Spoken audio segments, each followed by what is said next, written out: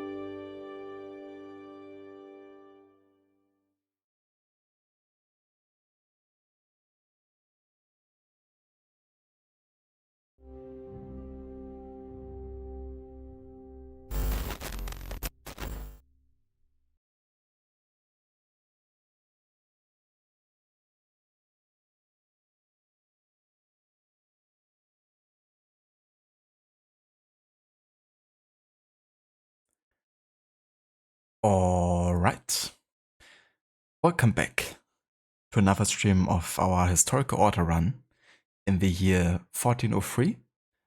Today we will carry on with our Kingdom Come Deliverance first playthrough. And yeah, we're still very early into the game. We basically just unlocked the open world exploration phase over here, which is where we're currently sleeping, and it's kind of like our temporary home. At least until we pay back the debt to stay there anytime soon. And yeah, we also made it to the nearest city here, had a bit of a combat introduction, learned the basics of, you know, sword fighting, if you will.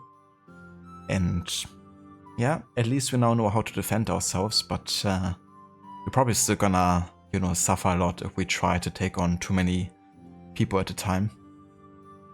Even a one-on-one can be quite challenging at this point.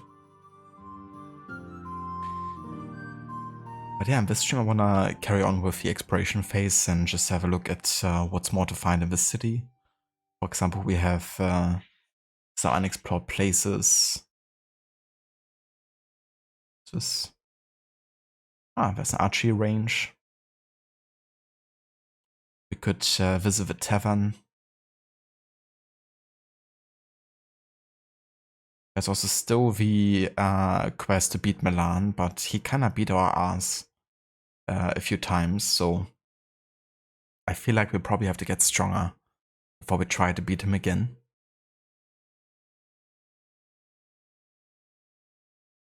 And yeah, of course we're trying to get into the services of the local lord here.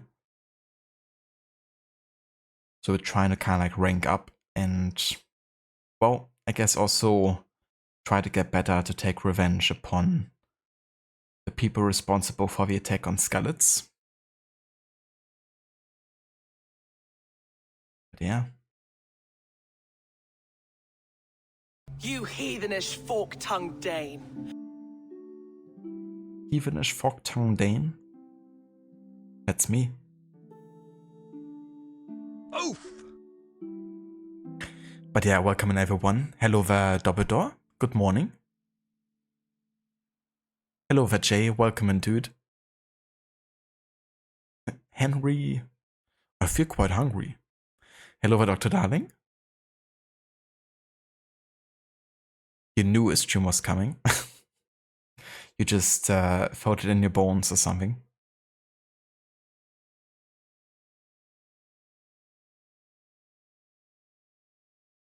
Hello there, Afro. Welcome in.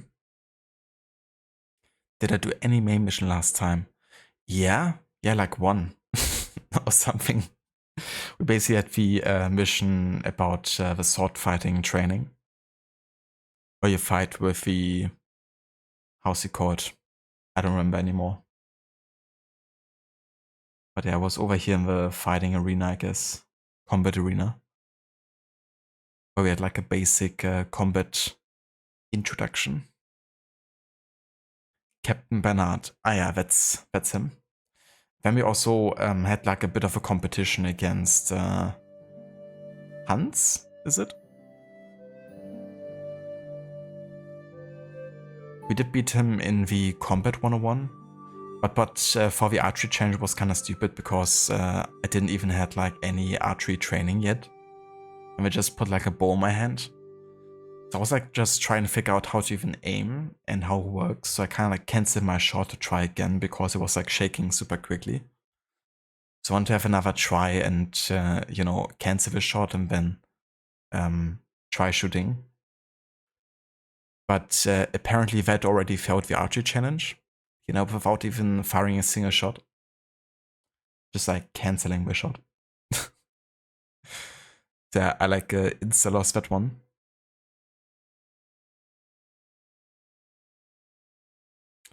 But it was pretty much like a 101. Like he won the archery challenge and I won the combat.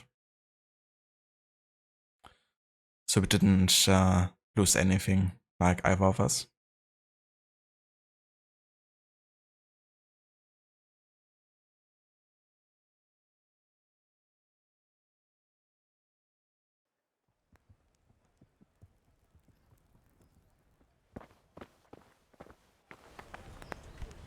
Good day to you.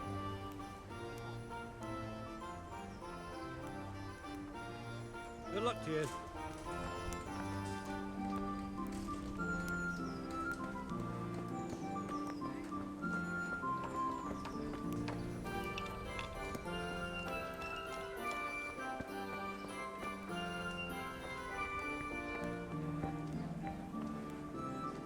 Jesus Christ, your clothes!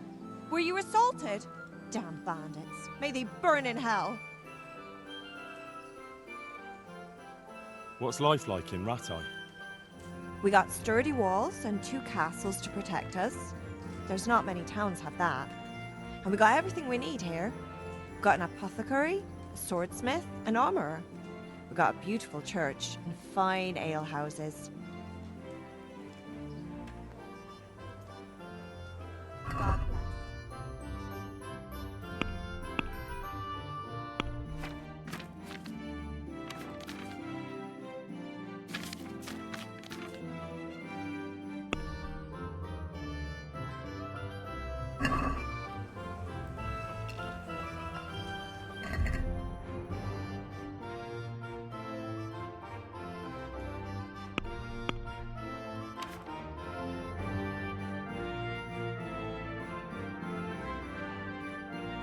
Yeah, apparently not. Don't have that in my inventory.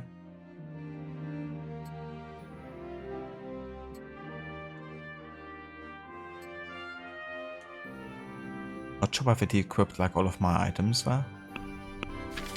At least my you know, weapons.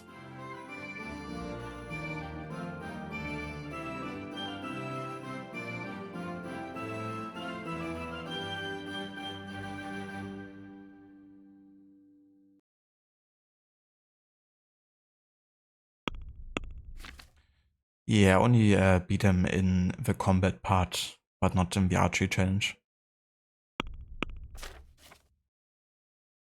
It's also these ancient maps I have.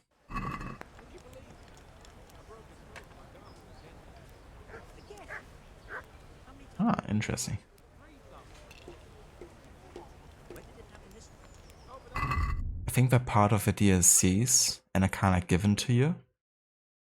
Would probably be worth it to check out where they lead. and what we get from it. Like this one is pretty close by technically. Here! We have Rete to the right. Then pass the river.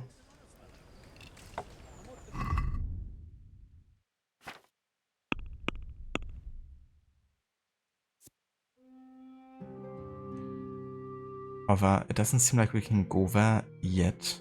Because we'll be down here.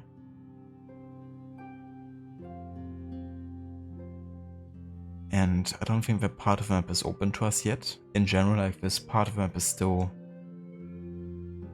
pretty small. But it could be, like, once I go to the next part, like past here, that a new map kind of opens. That would be interesting, I guess. Instead of like having like a full game map, have individual maps depending on where you are.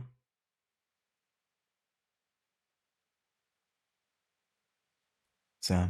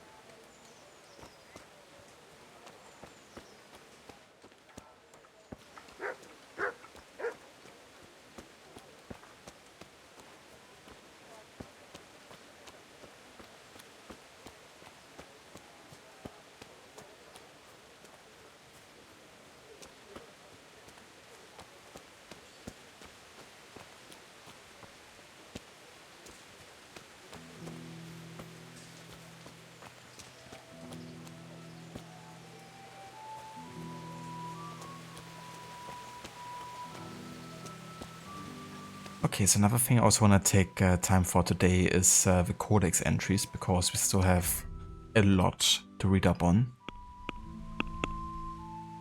And last time we stopped in the general tab here and we got to, let's see.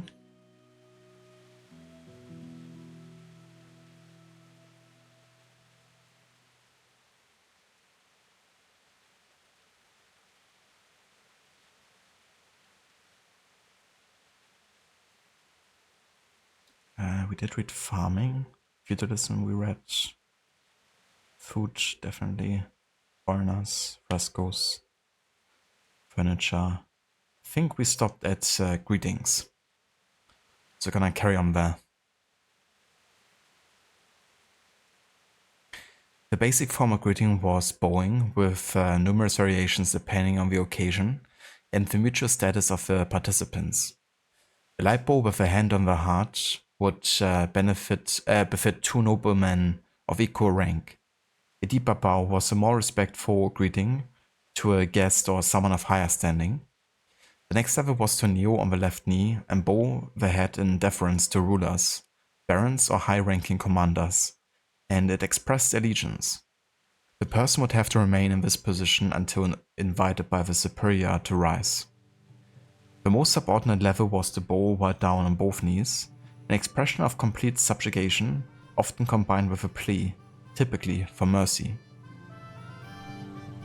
Doffing headwear was a practice that came in with Burgundian fashion.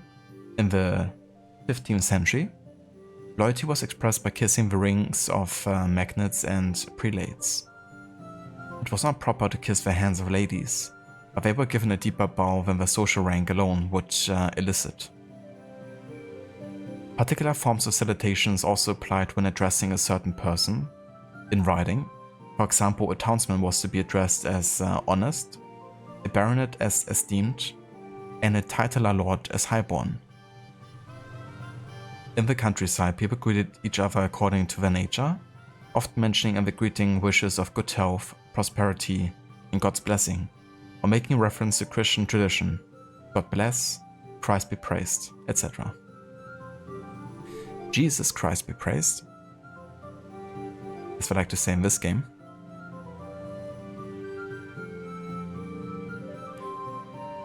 Yeah, there will be a small walking distance from Seaward to Memphis.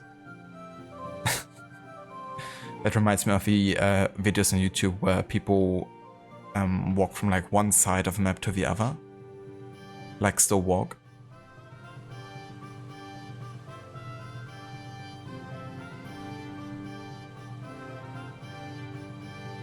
One guy done it for Witcher 3 for the Velen map. And it was kind of cool that if you stay on the actual like roads, then you don't actually get into that much trouble.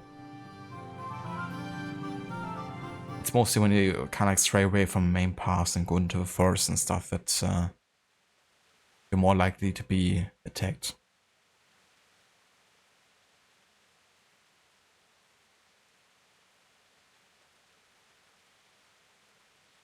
Guilds and crafts. Medieval town society was made up largely of craftsmen and merchants, who ensured its socio-economic growth. Based on their freeman rights, they could exercise their craft and have the right to market. In addition to privileges such as the protection of and support for the town's operation, healthcare and food provisions, it was their duty to pay taxes on every sale of transport of goods outside the town limits. In essence, the status of the municipality was dependent on them, hence it was important that they did not relocate and ply their trade elsewhere, passing their occupation on to following generations. In the space of 1 century, several craftsmen of the same profession would be active in a town. These artisans gradually began to form themselves into groups with political and economic roots or members' guilds. They had their seal of office and pennants bearing the guild crest granted by the monarch. Each member of the guild had the support of the others, and they all agreed on prices and the regulation of sales, and the rules of apprenticeship and discharging their duties. No one without guild membership could trade in goods.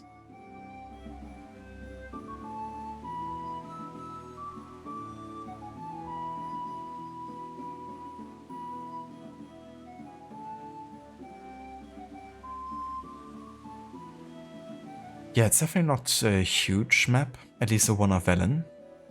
It does open up a bit more with the DLC of Codes of Hearts of Stone. But it's definitely the combination of that and Skalitz, I guess, that makes it much bigger in total.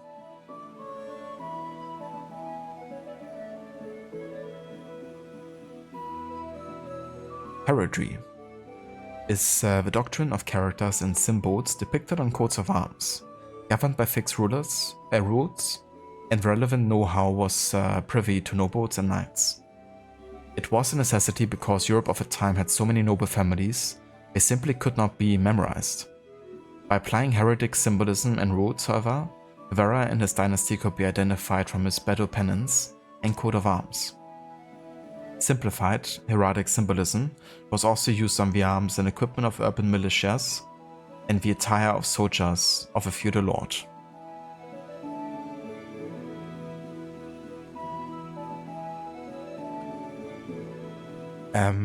I don't mind the combat so much. I know it's kind of like a big talking point about this game, in the positives and negatives. But so far I like it. I think it's definitely unique. And I like the different like stances that you can take depending where you're aiming. It definitely takes a bit to figure out like the timing on some things, and especially when it comes to like also counterattacking or when you're getting, you know, countered as well. So yeah, like overall combat-wise, we've been doing alright, I guess. But the fist fight against Milan, like he just kept kicking my ass. I'm not sure if he's like a bit too high level for me, or if it just takes, you know, much better fighting. Because I definitely hit him way more than he hit me. But he was still like at half health when he beat my ass, so that guy has been kind of like tough to get past. I will have to get better before I challenge him again.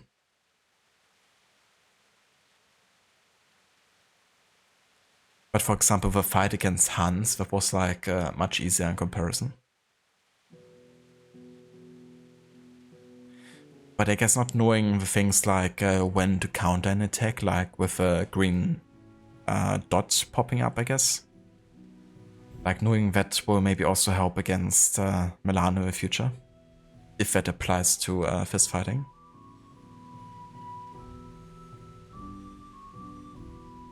You like the lore of this game? I like that the lore of this game is pretty much matching the history of that time. Of course, you know, it still took creative liberties, but you know, the fact that you could read up about history and then get a glimpse of what the game is about.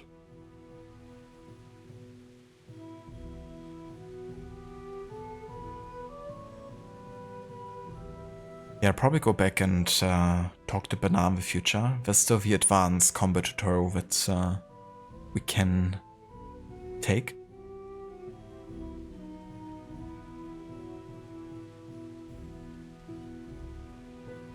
Houses and dwellings. The core of a medieval house, whether in a village or town, consisted of a kitchen, a hall and living room, the hearth room. All were on the ground floor. From the 15th century onward, upper stories started to be added. The walls were insulated from the outside with clay daub, which also gave the house some fire protection. Windows were kept very small to save heat.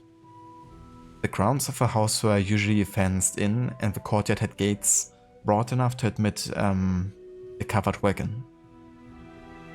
Attached to houses were utility buildings, barns, stables, outhouses, forges, and woodsheds, or food granaries. Waste was taken outside the house into the fields or disposed in cesspits. Outside the house would be toilets built over sewage pits. A typical village house was a single story with a front door leading in from the courtyard into the central space, of which was a living room and a chamber. The houses were built of wood on stone foundations. The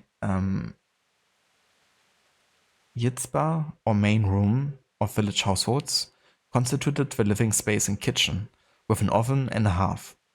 Above the hearth was a smoke hole to the roof space. Other areas served as stores for cereal, tools, food, in jars or chests, etc. Lighting was provided by torches, candles and pottery candlesticks, and most of all by firelight from the hearth.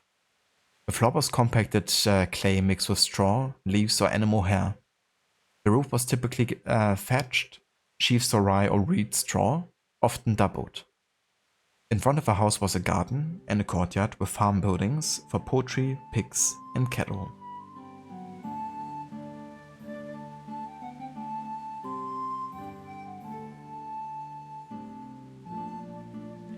Hygiene.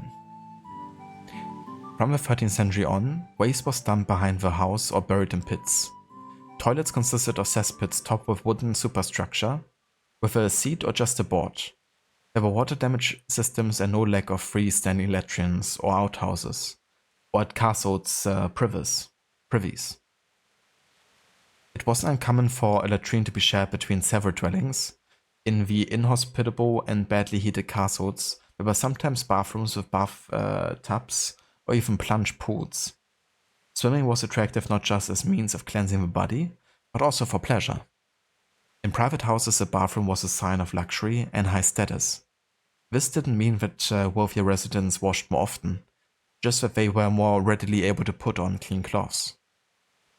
The most common acts of hygiene included hand washing, even the poorest homes affording a basin with a water pitcher or a suspended water cistern with a fosse. The cleanest people were villagers, who would often wash in the stables of a river. The church was generally against cleansing the body, and so allowed the priests or monks to bath only twice a year, at Christmas and on the feast day of some chosen patron.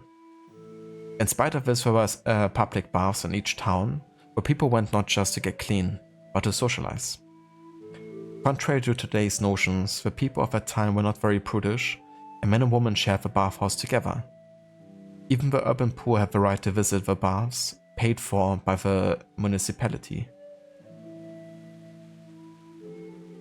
Jesus, like imagine bathing 2 times a year.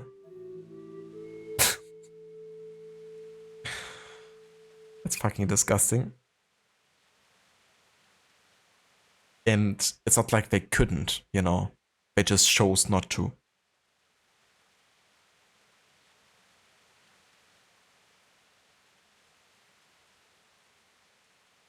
Invective. Although the more educated or higher born try to keep invective and vulgarities out of her speech, swearing has been part of the vernacular since time immemorial. Profanity wasn't only verbal, but often appeared in written form in documents that sought to defame and humiliate those addressed. Some of the slurs arose by corrupting foreign language expressions, others were derived from animals and their attributes. Often used as insults were onomatopoeic words, articulated noises, or metaphors. Words derived from adjectives, attitudes towards work, criminal offenses, political stances, professions, psychological malaise, or people's names. Think you never figured out how to think. Speaking of insults and profanity, I definitely hope to get some good ones out of this game. Some bohemian insults. The worst kind of insult questioned the honor of the individual. Such swear words quite often led to court cases or duels. It was common practice that anyone unprepared to defend their honor would indeed lose it in the eyes of those around. Jail. Well, Henry's definitely well accustomed with jails so far. We've been in them twice. Medieval prisons mostly consisted of castle dungeons. Later, different types of strongholds for internment of criminals came into being municipal jails, located at the town hall and separate prisons for debtors. Prisons held both men and women together. Segregation was practiced solely on the basis of social status and the severity of a crime. Prison was not intended to serve a remedial function as nowadays, but rather as a temporary residence for the condemned before punishment of another nature, because no one wanted to have to feed prisoners long term. Yeah, that reminds me of one of the jails we went to in Ireland, which was kind of like a museum. And it went back to like also 16th century, and it was still in practice until like the late 19th century, I think, like early 20th century, and underwent like a lot of changes, but it was also more like a temporary location for many before it was decided what to do with them. And the living conditions in them were absolutely horrible, because before, it was kind of like decided that the government would basically pay for the prisons and the, nutritions. It actually had to be like financed through the money that the guards were getting. So the people overseeing the prison, they were paid, and from that payment they were also supposed to pay for food for the prisoners. So they had very little incentive to actually feed them, which means, they were very malnourished, and they often had to trade in or find like some sort of deal to get food, to even like survive sometimes. So often also very reliant on like outside contacts or help. So, like the family members or whatever could like trade with the guards, or actually bring like food from the outside or something. But there was horrible living conditions. And then once colonization really took full effect, often they were like then shipped to like the Americas, or like even to Australia, like from Ireland. And that was like, I don't know how many months of like sailing. So usually the malnourished, which many of them were, or the old or sick, they were the first to die. And then if you actually manage to arrive in Australia, then good luck, being in a foreign country where you don't know anything, with lots of dangerous animals. Many people also died because of like not knowing the danger of some of them. And then having to work on like a, plantage. Or plantation, I guess. And usually at that point, you know, there were like no records kept of you anymore. So if you were actually shipped off to Australia, then, you know, it's not really clear if you actually managed to survive or not. I mean, sometimes they were like shipped back to Ireland again. But that wasn't very likely.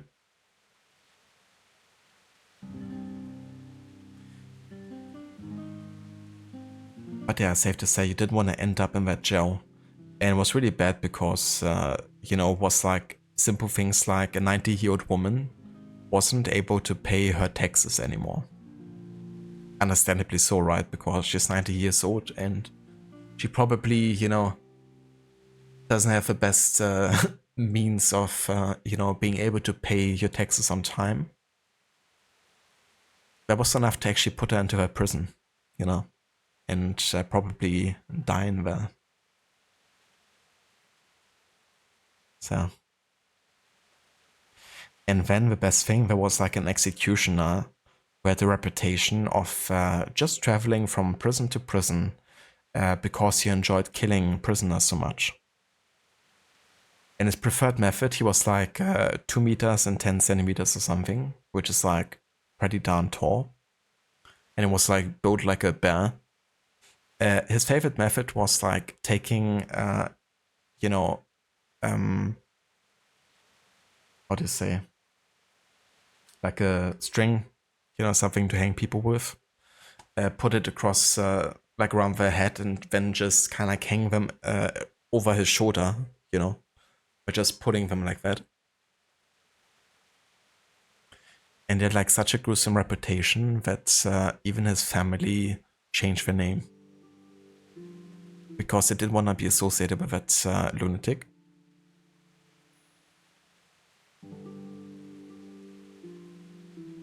But yeah, so much to jails in the medieval ages.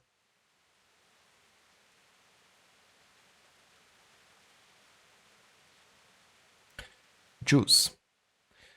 The Jews settled in Moravia and Bohemia probably even earlier than the 10th century. Initially, they were considered foreigners who the Romans had banished into exile.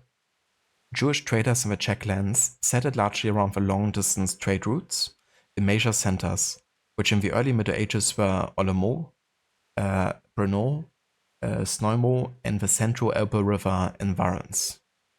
Most lived in Prague, however. Records tell of about 120 houses in a demarcated Jewish quarter of the old town. They were under the legal protection of decrees by Wenceslas II and subsequently Charles IV. Over the centuries, however, the flourishing of their activities as merchants and financiers gave rise to protests from many elements of society, in particular the Catholic Church. The Jews had indeed imported valuable gold and used it to barter for horses, furs, or slaves. Their rights became progressively circumscribed. They couldn't buy lands or houses, had to live in special designated ghettos, were allowed to lend money at interest usury, and to trade only where they were not in competition with locals, and were prohibited from working as craftsmen or farmers. The segregation of Jews was also underlined by enforced labeling. They had to wear, for example, a yellow circle or yellow ribbon on their garments, or a specifically shaped hat. The woman had to have a yellow ribbon in their hair, and the men mandatory beards. No help came from the church, which traditionally laid the blame on them for being the killer of Christ and for adhering to pagan rituals. In the Middle Ages, the Jews were considered the king's own and under his protection, so that if the townspeople were inclined to commit a pogrom, to set fire to the quarter and massacre the inhabitants, they would have to pay the king hefty reparations. Some kings looked forward to such pogroms as a good source of income, others protected their Jews. For example, Wenceslas IV granted the Prague Jews the right to their own town within Prague, with its own wall and 6 gates, but even this failed to protect them from the pogrom in 1389, when the king was traveling abroad. After his return, he levied the ultimate punishment on the organizers of the pogrom, which quelled further attacks for some time, for they made a comeback with the Hussite movement.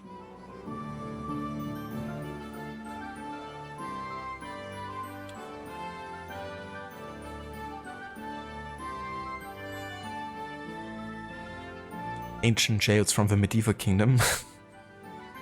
Indeed.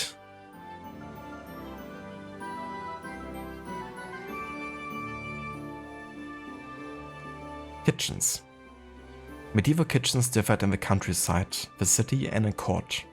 In earlier times, everything was cooked outdoors, while later, at the time of our narrative, stove hearths were built, which served for heating the home as well as cooking. Some kitchen had an open fireplace indoors, with the smoke drawn off by small windows and fume hoods. When we speak of a so-called smoke kitchen or black kitchen, this was largely a feature of taverns, moats, presbyteries, and manors, which got its name from its smoke-blackened walls around it. Which got its name, I assume they mean. I do notice a couple, errors in like grammar or like, some letters missing every now and then.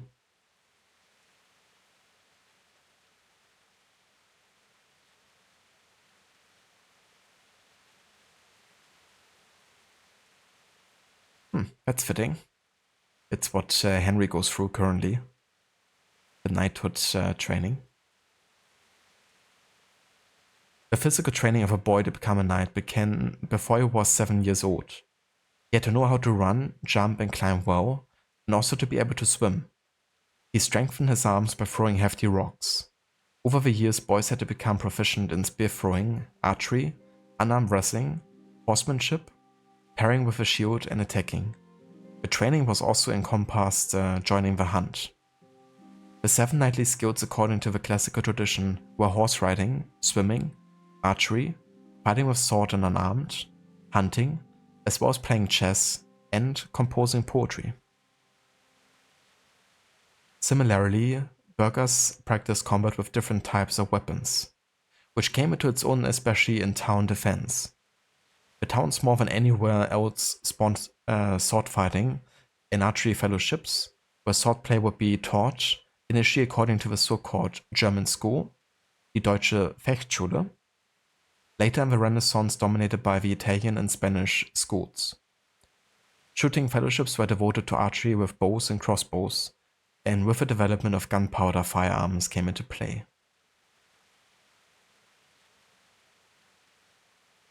Yeah. That's something interesting about this game because from what I've read, there's like no firearms whatsoever in this game, even though there definitely would have been quite a bit. But they embraced it for the second game though. I think because it was criticized and they realized afterwards that it would have been, definitely something becoming more of an importance in warfare, the gunpowder weapons.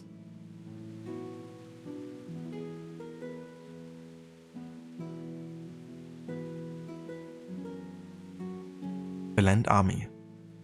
The territorial army or provincial militia drew on nobles, princes, lords, and squires, with their retinues, the garrisons of clerical dignitaries, bishops, and from 1344 on, even the archbishop. The militias of royal towns, village bailies, and custodians. It served to defend the land and was caught up as needed by the monarch.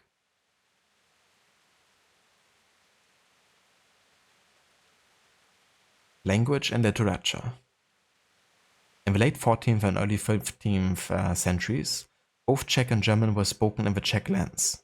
German first appeared after German colonization and made its way largely into the towns, the upper classes, and literature. Love poems and bureaucratic language. Czech had evolved from Old Slavonic and was spoken by the poorer residents, becoming an official language only during the reign of Charles IV. Apart from these two languages, there was Latin, the language of books, chronicles, learned treatises, official deeds, and documents. Latin was the language of the Church and the Bible, and served as a medium of international communication. The development of the Slavic language and its emancipation was the domain of the monasteries, including Sassau from the early Middle Ages on.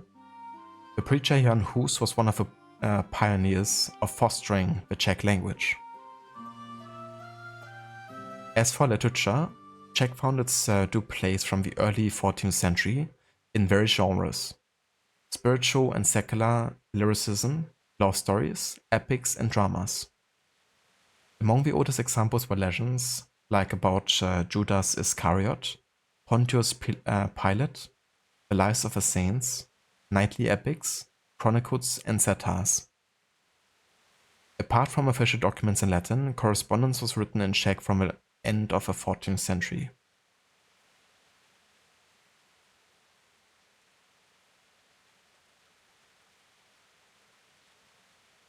Liturgical items.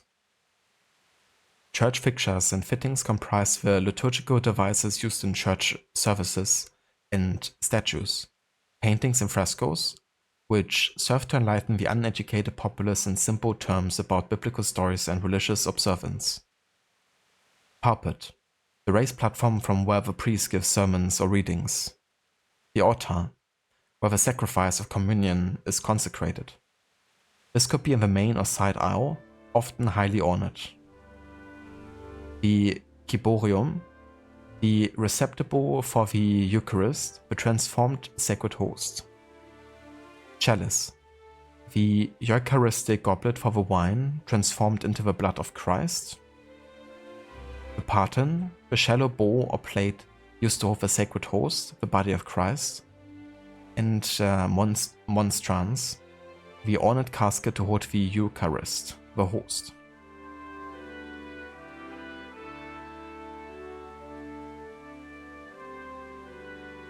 Right on topic, the liturgy. Religious services in the Middle Ages were held quietly in Latin. Medieval Mass differed from today's in its language, approach, and the relationship between the priest and the congregation. People stood or moved around while the priest said the liturgy alone, without servers, without a sermon, and without communion.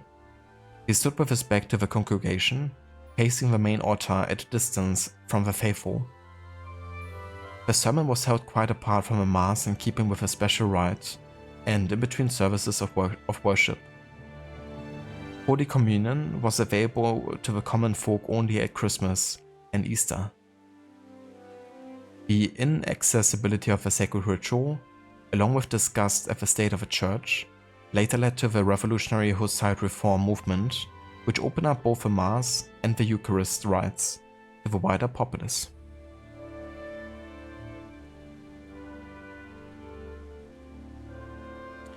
Money. Moneta. It's my lucky day. Currency in the Middle Ages took the form coins minted in denominations corresponding to the quantity of precious material used, gold or silver. In Bohemia, the silver Prague groschen long served as legal tender. The decimal system was not in general use, 1 groschen divided into 7 pennies, and those in turn into 14 hellas.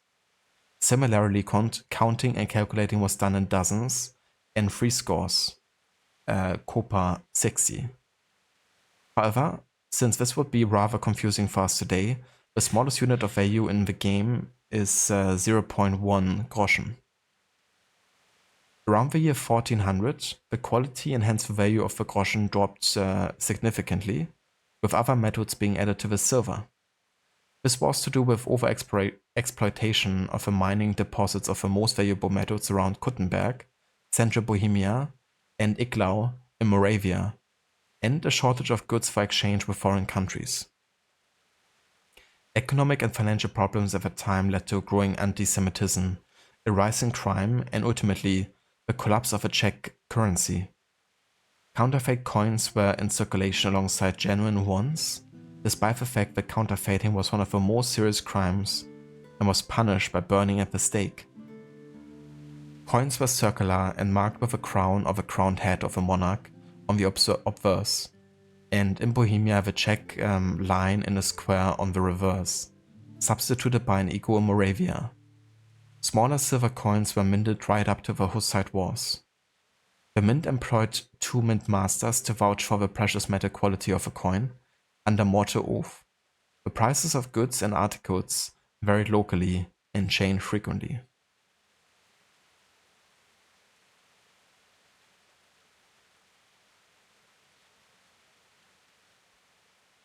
Municipal finances.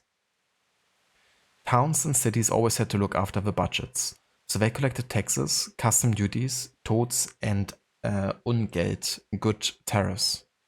The most common form of tax was paid twice a year, in an amount dependent on the assets of each respective citizen. Another source of civic revenue money were monies made by the city council or the city court for the making of contracts, documents, records, and other ongoing activities. Fees and taxes were paid by the city residents based on their business, levied on the products sold or services provided. Citizens? The treasury also collected money for interest payments, fines, building funds, loans, and various forms of letting and rentals to serfs. Written records were maintained of all revenues. The city council paid out some of the money for the purchase of a real estate, paid for nobility for defense and security, invested in schools, civic cultural development, churches, administration, and the salaries of the city officials, construction, operation, and maintenance, and the upkeep of municipal buildings.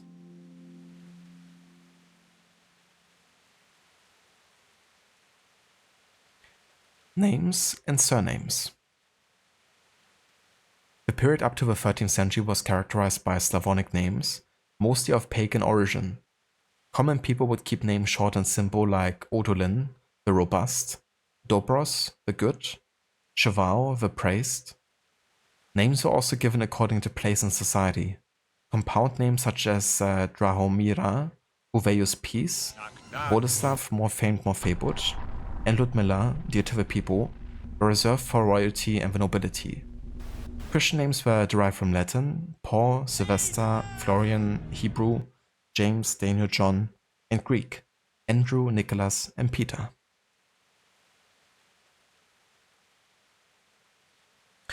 Hello there, Kurosani. How's it going, dude? Thank you so much for the raid. And welcome in, raiders. How is it going? How was the rest of your Kurosawa stream today? How far did we get with the Ishikawa stories? I think last time I looked you were at like mission number 4 for Ishikawa.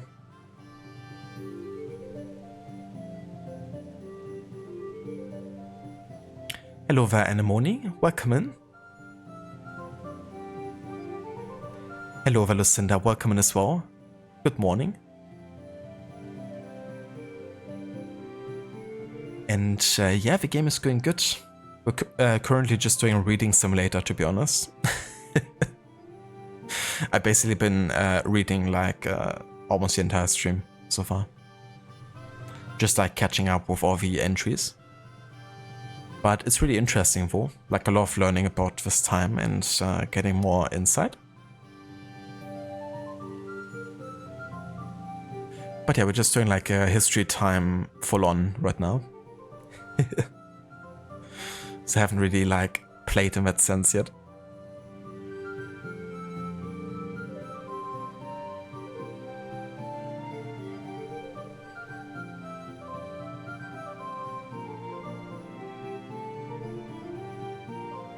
Hello there, Anemone. Hope you're having a nice weekend. It was great, thanks. You finished all the ones you can do with him, as well as Masako up to this point. You got the Komatsu Forge up and running again. Have a cutscene where the Khan tells Shimura that Jin isn't fighting with honor before ending the stream. Hell yeah, that's great progress. Getting caught up in the act you're currently doing. With like everything you can do there with the side content. I really like the cutscenes between the Khan and Shimura. Because it's definitely also a very philosophical, you know, struggle that they're having. And it's one of those things I like about the Khan as like a villain that's, you know, he's definitely challenging a certain point of view that Jin will also challenge. Which means they have like a common ground, at least in that regard. Questioning the samurai traditions and, you know, if it can withhold the might of the Mongols.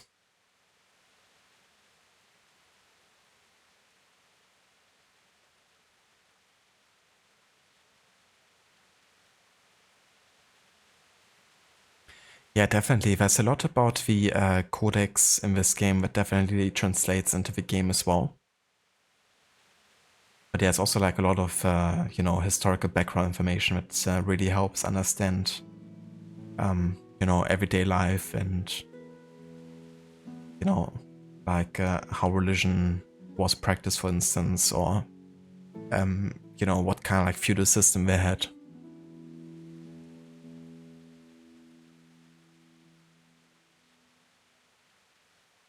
Thanks, Anemone. Yeah, having a nice day so far. Today is just a chill day for me. Yesterday I was out and about the entire day. But yeah, today is just staying at home, chilling, playing some games, reading some history.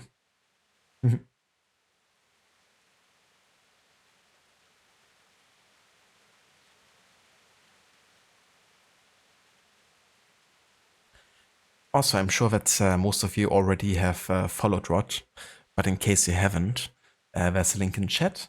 He's currently playing for Ghost of Tsushima, and he's playing it with 100% challenge, so doing everything in the game. And on top of that, he's also playing the game in Kurosawa mode, which is basically a reference to the famous filmmaker of Japan, Kurosawa, who was famous for making samurai movies in black and white, and also is a huge inspiration for any action movies afterwards, pretty much. Like, he had a huge impact, for instance, on the whole genre of like westerns. And those were, of course, like, one of the early kind of like action movies in that sense. So yeah, they kind of like build it into the game and try to give you a bit of that experience. And it's also, of course, another great historical game.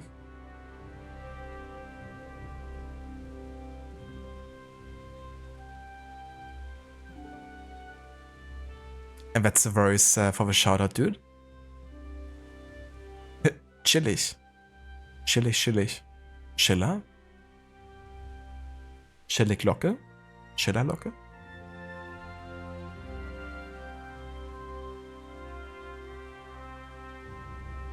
How's it going, Mr. Godi?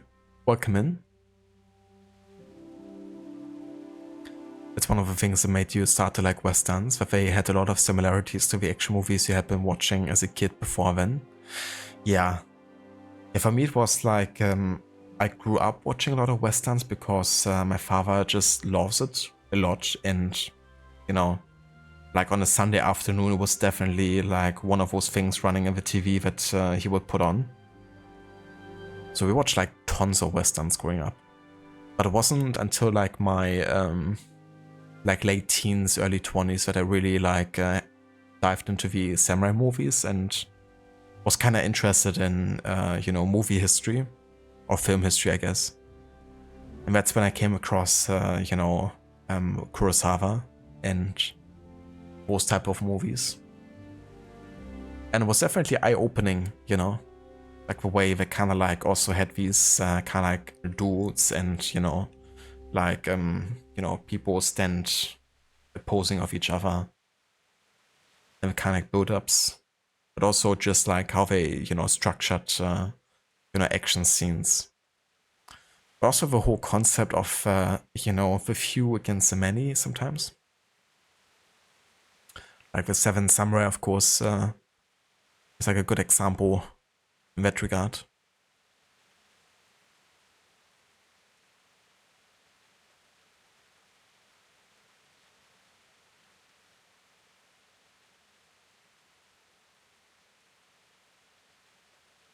A very nice, Godi. Which God of War are you playing? Like the fourth one? The 2018 one?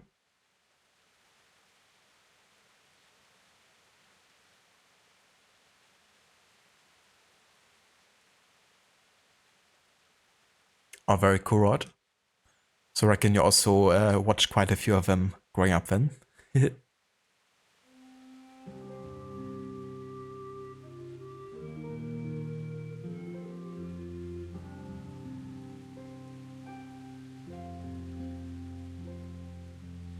The fourth in the series. Yeah, that's 2018, isn't it? But kind of like a reboot, if you will. Well, I mean, it's not really a reboot, I guess, in that sense, but you know what I mean? I did indeed, listener. Yeah, I was kind of like wanting to have like one emote at least for the game. So I'd like a look at some, you know, funny faces that he makes. That one stuck out to me because, you know, he's like, yeah, he's quite bloody, but he's also very happy. So I figured that is a fitting emote for this game. And I named it I Feel Quite Happy as a reference to him saying, I feel quite hungry all the time.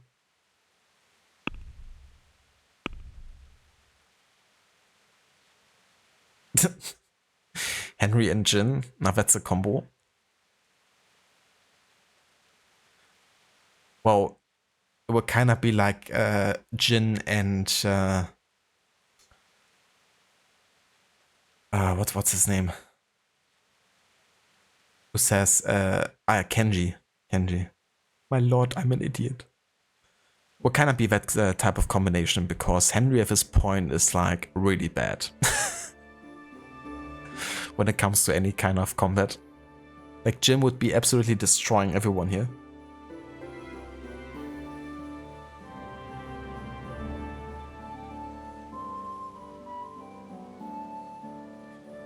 Definitely gotta love it when people you talk to are like, have you been robbed when you're dirty or bloody? Yeah, that happens just all the time to me right now because my clothes are just absolutely destroyed. Like I tried the fist fight against Milan, who's kind of like the end boss, I guess, in the early fist fight competition. And he kicked my ass a couple of times, so my clothes are just absolutely destroyed now. And every time I talk to people, people just assume that I've been robbed or something and just curse them, and I'm like, I didn't get robbed.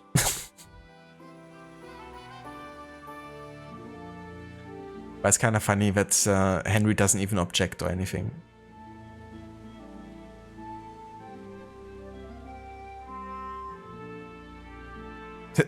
Nice, Mr. Cody. Are those your favorite emotes there? Oh, that's a follow emote, isn't it?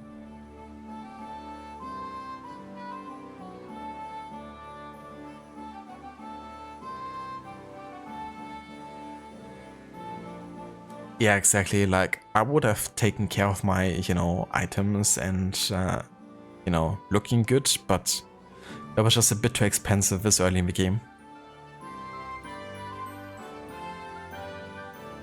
Like, I still gotta take care of that debt with the place where I'm staying, so can't afford, like, everything. I pray that they catch those criminals. It's like, yeah, sure. Just catch Milan then, so I don't have to fight against him anymore. And just auto-win. That would be nice.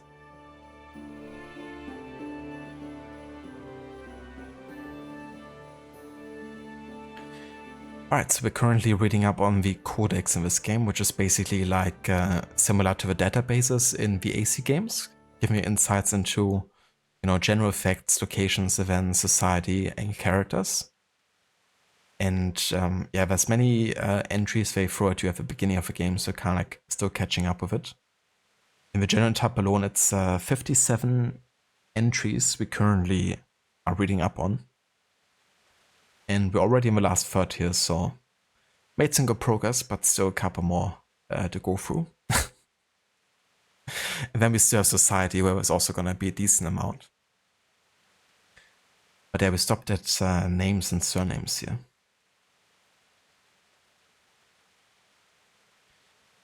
So once Christianity took over completely, only names belonging to Christian martyrs were permitted. In the towns and the countryside, the prevailing names were John, Peter, Margaret, Catherine, and Anna, while the nobility retained the privilege of using names like Sophia, Elizabeth, Jacob, Ulrich, or Hermann. Additional bynames added information about the location of a family seat, social or religious standing, or about relationships with relatives. For example, Divish of Tarnberg, Hans Capen of Pirkstein, Hanush of Pirkstein, son of Henry.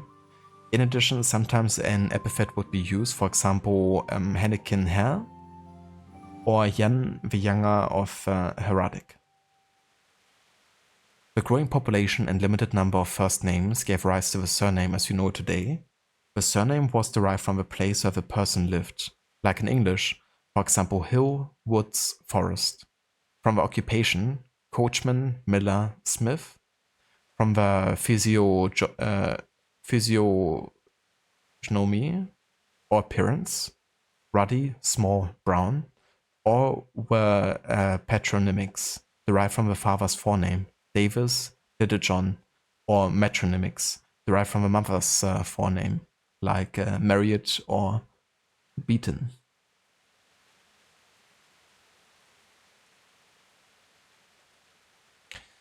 It's kind of cool because that's something we can observe in different games around this time period. For example, if we look to Italy and we look to Ezio Auditore da Firenze, it's like Ezio Auditore being his, first name and surname, and then da Firenze, the place where he, was born. And then we have another game shortly afterwards with Pentiment, which is set in southern Germany. And there the people in the village have, kind of like their occupation as surnames. So for example, if you were, if your job was to be a printer, which was like an upcoming occupation at the time, then your name would have been Drucker, which means printer in German.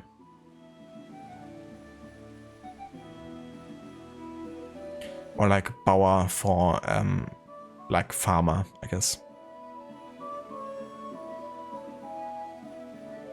And to this day, there's still people called like that with their surnames, or like variations of it.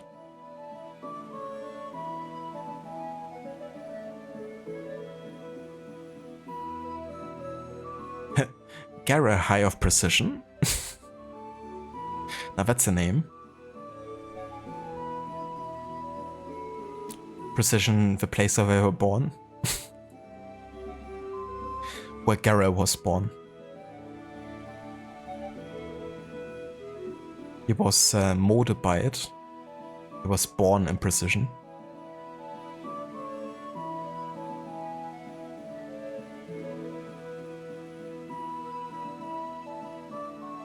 Bully Ellis Plagueis, Maguire III.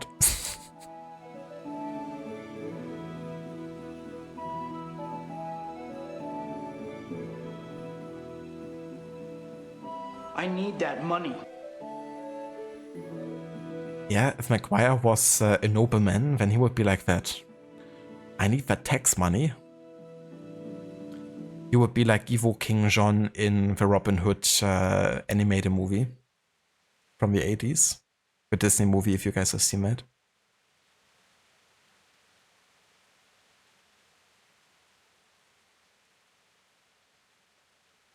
You will get that money when you fix the goddamn door.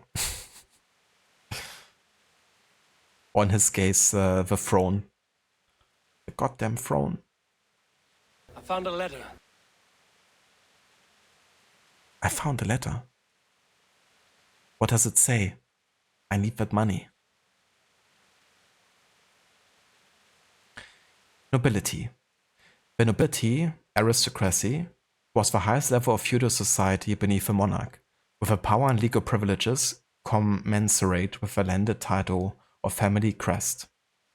They were directly answerable to the king, and the lands in their possession were only leasehold, for which they had to pay the king dues, and were obligated to provide military assistance in the event of war. Noble status was hereditary, as were the associated land rights and responsibilities. The land came with its inhabitants who had to pay the liege lord rent, and labor on his farmlands. The oldest Czech families include the lords of Buzik, like Herr, family of Hasenburg, of Benešov from Dauba and Skrovan, or Ronno from Lepa and Dauba, and the Rosenbergs. In the 14th century, the Czech title Pan, Lord, was reserved to the wealthy members of a higher nobility, who had the right to elect the king and to sit in the territorial diet of Landtag. But later spread to the lower nobility, the church dignitaries, members of town councils, and eventually common burghers, becoming the equivalent of Mr. in English as it is today. A nobleman didn't have to be an educated person. Often it was quite enough that he had a military upbringing. He had his subjects and servants to take care of administration and physical work. His main duties were the collection of taxes, managing the militia, and all hereditary functions. A seigneur or lord of a manor, in Czech zeman, was a provincial nobleman of local origin, long established in a given territory. A baronet, vladyka, administered numerous estates. Yeomen who formed the lower nobility had no property of their own and served the higher nobility. Nobility unquestionably influenced the medieval art, since they were often the sponsors of artistic works. This applied not only to architecture, paintings and sculptures, but also to fashion, accessories, hairstyles and furniture. Throw me a frickin' throne here. That would be Cleopatra if the game was set in Britain. I need a fucking throne. Throw me a frickin' throne here.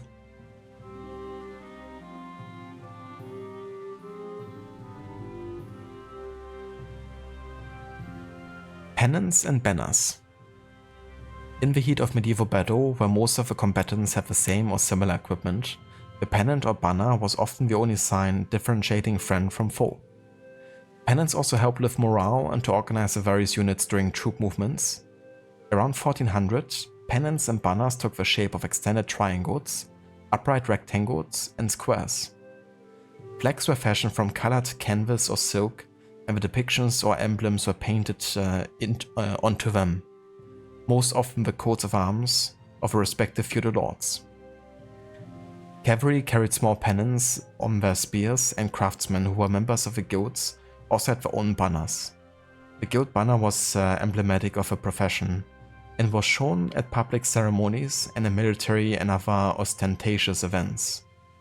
The banner of the Czech lands dates back to the 13th century and depicts gules, a lion rampant Q for Chi Argent, as in a two-tailed silver lion raised on its hind legs on a red background.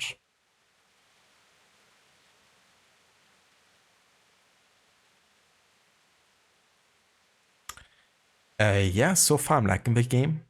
You know, the way they kind of created the game world and the attention to detail. Also, trying to be, you know, realistic. But I'm gonna be honest, I haven't really spent that much time actually playing the game yet.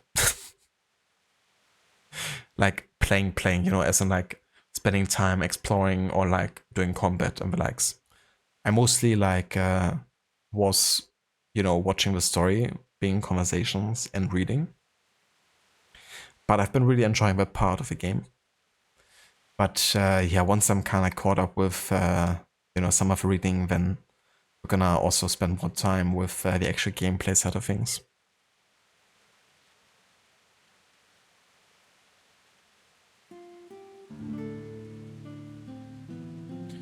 I'm looking forward to play the second as well, but I won't be playing it as part of the historical order run this time. But I plan on playing them in the future.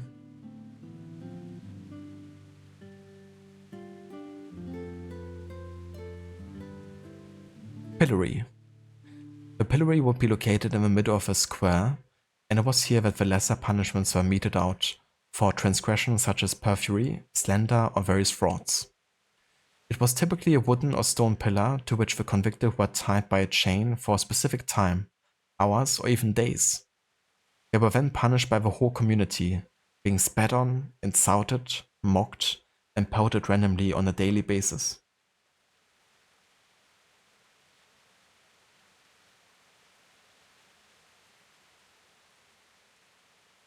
I guess one of the things you could hear when being tied there would be, They send bambini to do a man's work? or to be honest, that it's not the most fitting one. Oh, you wouldn't know a good tale from a runny fart. Maybe they also wouldn't have heard that one. That would be more of one I probably would have heard. A dotard. I don't even know what that means, to be honest.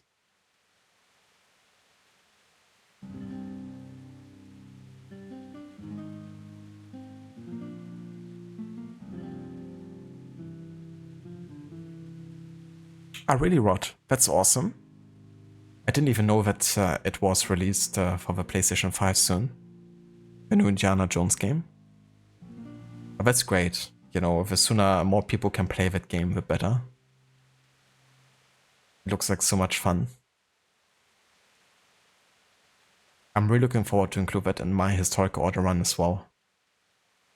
And have like something a bit different. You know, it's like definitely unique in comparison to other games set in the 20th century.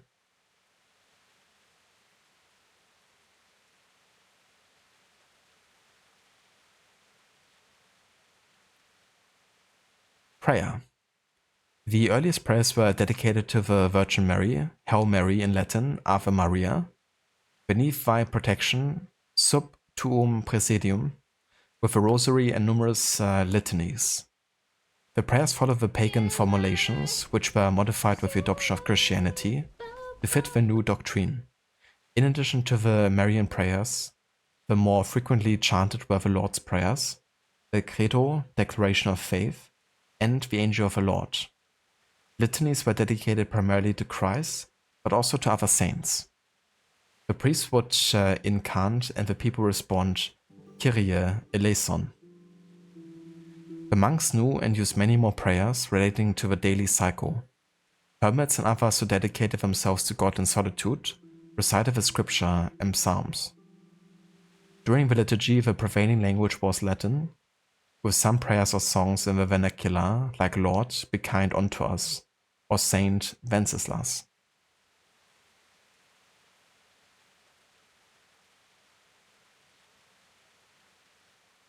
Hello Vashella, welcome in, dude. Rod Legion raid. How's it going, dude? How did Mafia go?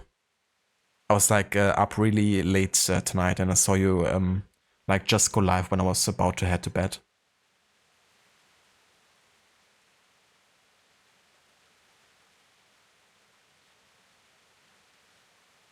Rod, you thought it might not be out on PS5 until November or something.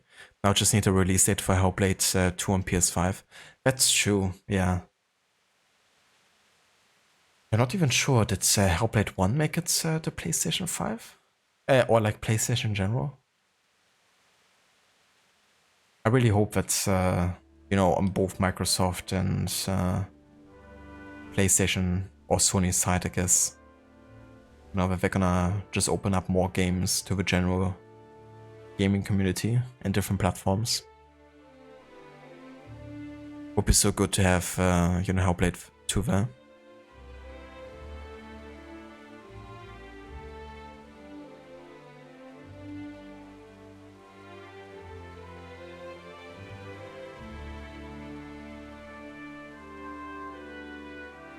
Oh, she is Shella. Yeah, dude, that was like the first win at home since October. And it was really good timing because it was the first game I went to in a good while again, like in person. It was, you know, nice actually being there for a win in such a long time. And what's also cool is that Karlsruhe and Hertha, they have like a fan friendship, which goes back to like the 80s or something. And they had like a really good choreo that they've done together. And you know, lots of like chants. They kind of shouted back and forth. So it was a really good like atmosphere in the stadium.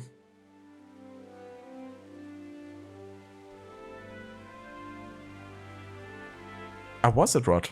I had like no idea that it was. I really thought it was like a more, you know, Microsoft focused game. That's interesting.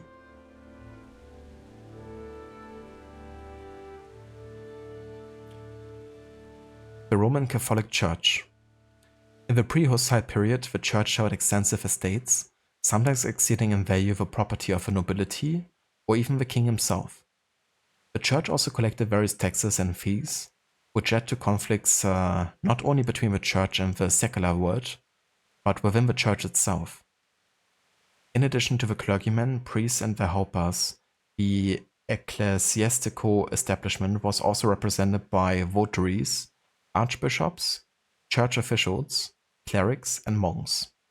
Altogether, the church nourished and employed about a tenth of the population. High running costs and failure to ensure either the physical or spiritual well-being of the populace, coupled with the numerous woes of wars and pestilence, led to a radical weakening of ecclesiastical power and loss of confidence in the church as an institution in the 14th century. It brought first signs of a Reformation movement, as well as many alternative heretical sects and renewed interest in old pagan traditions. Mass was at the time more of a social occasion than a spiritual one, bringing people together. They would enjoy themselves, even flirt or make deals. This changed with the Hussite Reformation movement and the return to true devotion.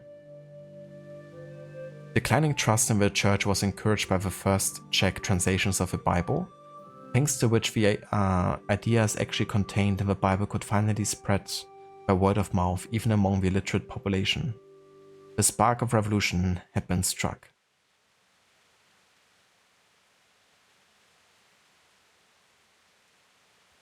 Safe conduct. The safe conduct document was issued by a member of the highest social tier to guarantee the bearer's safety. Most often it gave protection in a particular territory during the journey, and sometimes the bearer was also provided with an armed escort. For example, Jan Hus received a letter of safe conduct from Sigismund of Luxembourg when he went to the Council of Constance. He did indeed survive the journey in good health, though the safe conduct did nothing to save him from being sentenced by the ecclesiastical court there to burn at the stake.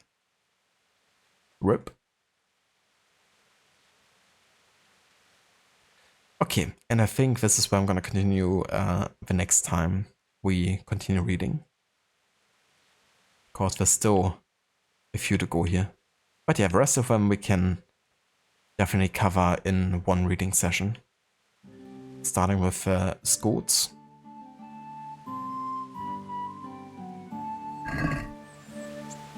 Let's explore a bit, but first let's have a look what the stats are currently like for Henry.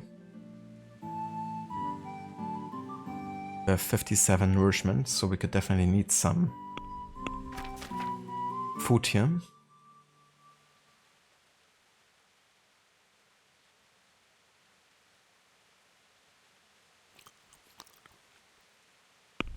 But yeah, I'm definitely lacking items.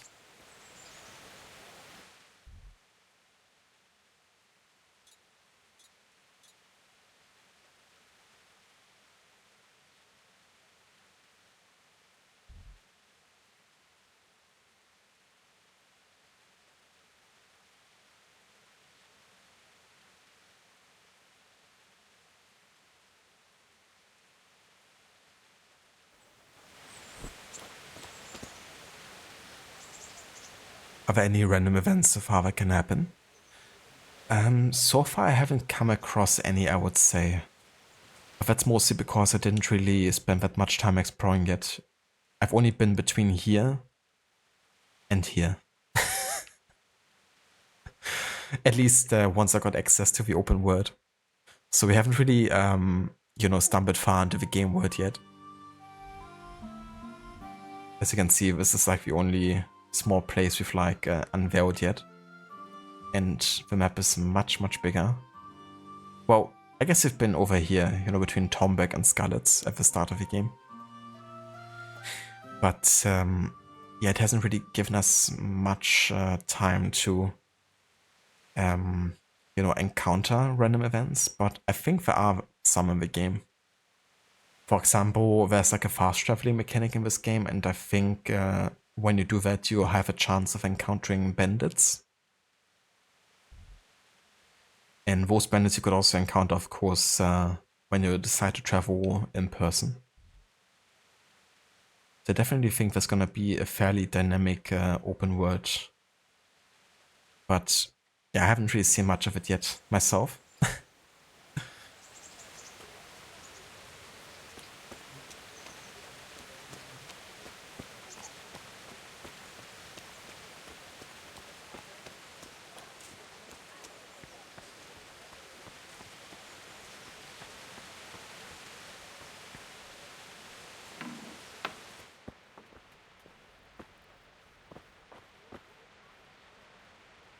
My respects to you.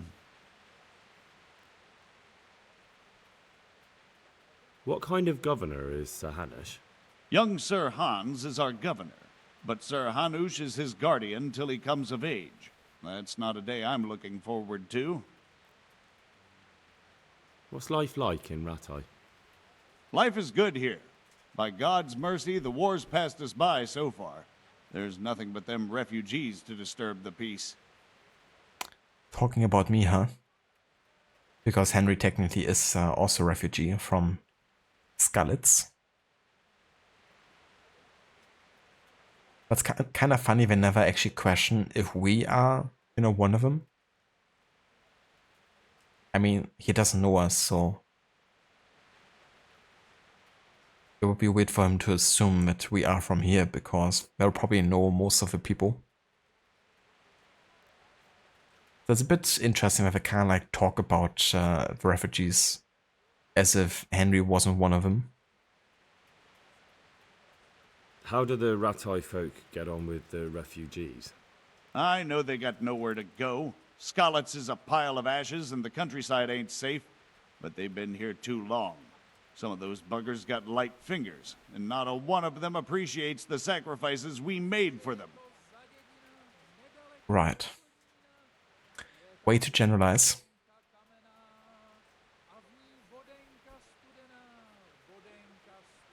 Good luck to you. Oh yeah, we could actually repair. Like our Gambison, for instance. For 0.4. That's not too bad, actually. Wait, why is it so expensive to repair the scarf? But not the Gambison? Well, let's close the deal. It's at least one item taken care of.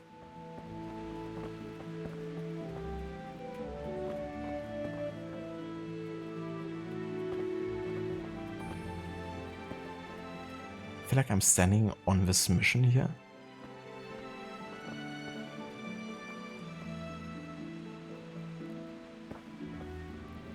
Mother of God, you look like you've been assaulted. You like the feather on his head? Good luck then.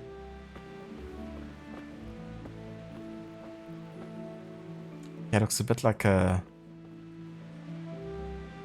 hunter head or something. But also looks artistic, like, you know, you could pull off that feather and just use it for riding or something.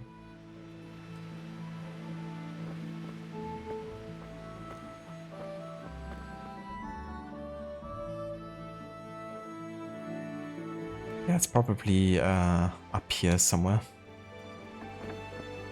Okay, that's a private area, of course. Don't call the cops, please. Are you after them? Dude, he's like already behind me just because I accidentally stepped in a private area. You know, how am I supposed if it's a private area if I'm just trying to find a place I have to go to?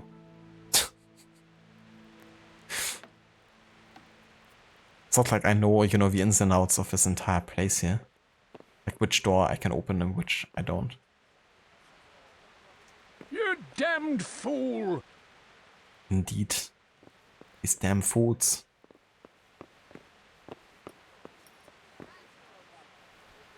Jesus Christ be praised.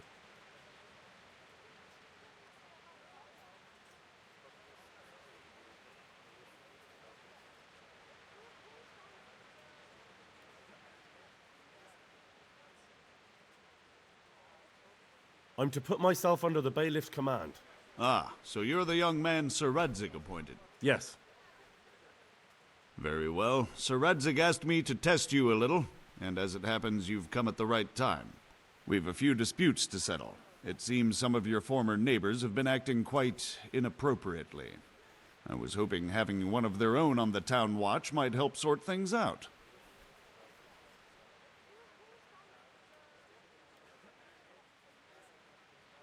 I'm not sure. I'm just a boy from a forge. Not anymore, lad. Now you're a part of Sir Radzig's retinue. That brings responsibilities. Have you been to see Captain Bernard?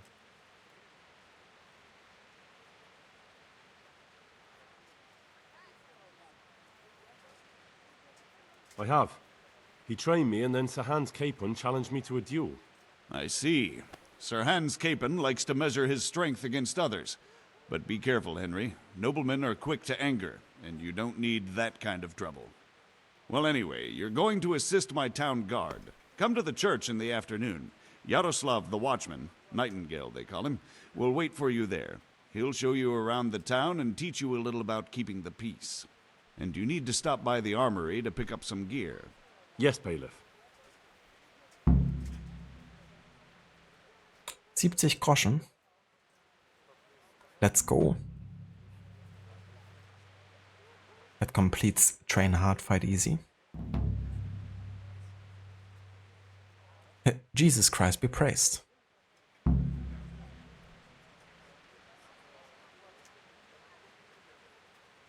Nice, we get like a new armor kit then. That's good timing. Reese's mice be braced. For the Peace Order Kingdom. Master Bailiff, is there anything of interest going on here? Nothing of interest to me, thank Christ. I like how the dude doesn't even turn around to look at me. God be with you. Like once.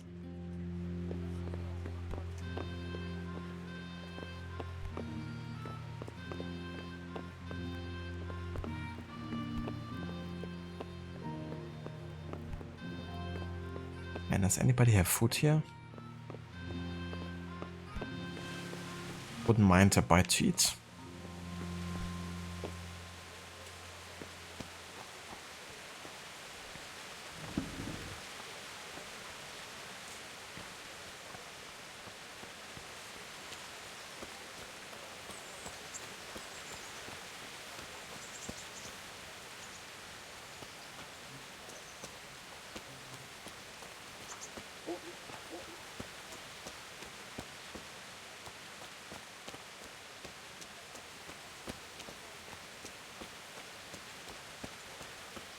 Yes, this place has like a search radius, I guess. Yeah. I have the patrol. I would like to get my armor first, to be honest. Yeah, let's go ahead and do that first.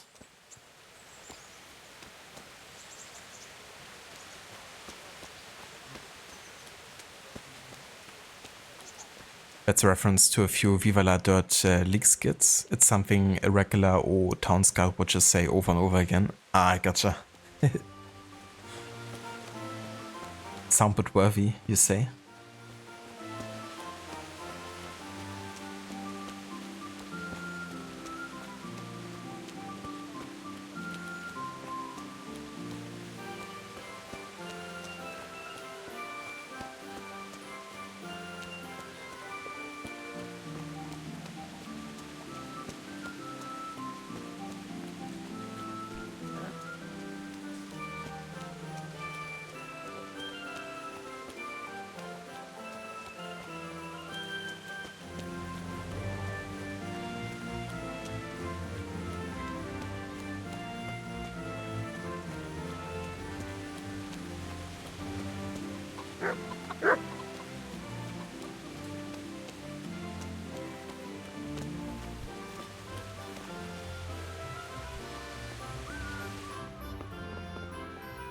come from the bailiff? I was told to pick up a kit here. I'd say there's not much room for improvement. You already look as good as any vassal. But your wish is my command. If my memory serves me, you're entitled to a helmet, a gambeson, and a club. That's all. You want a kiss and a hug as well? I mean equipment. It's quite enough for patrolling the town. You're there to stop trouble, not start it. So he's like, I look as good as I can with like my almost destroyed armor that I currently have. It's like, what?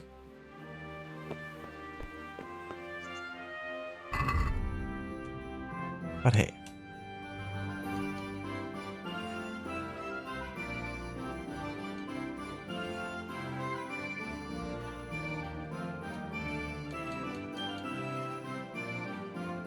So now for bludgeon.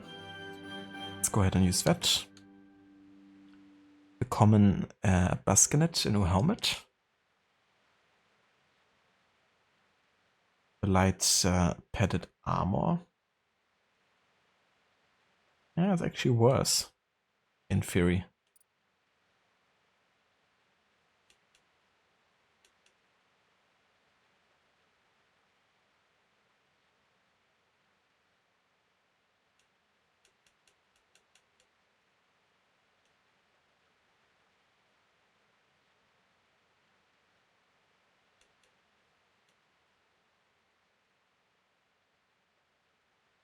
But, I mean, the gambeson is like...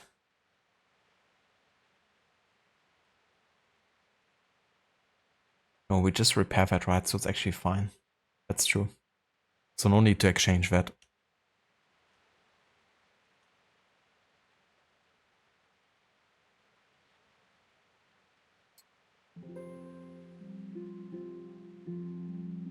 Now that we have a helmet, I can actually use that coif here because we don't actually see it now. It looks a bit bad without the helmet, but that way it's fine. Yeah, I guess that's it for now.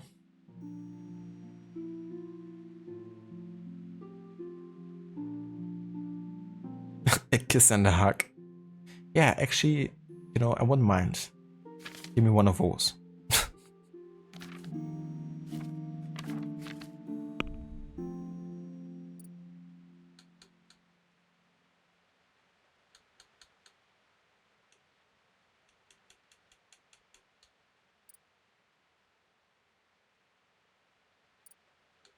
Ah, yeah, we could get a new strength skill here. We could carry 15 pounds more.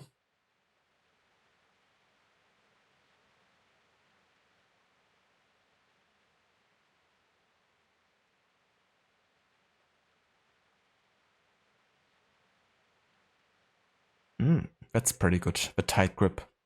Your stamina regeneration will not slow down in combat, even on the weapon backswing. Let's get this.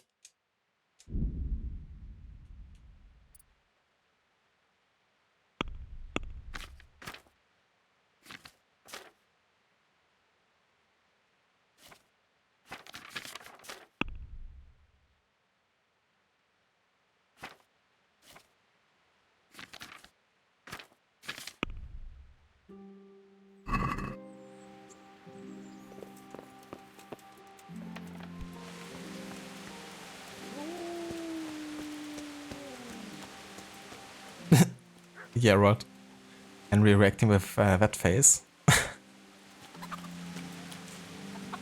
Hello, Verosi, welcome in. In fact, keep the armor. Right.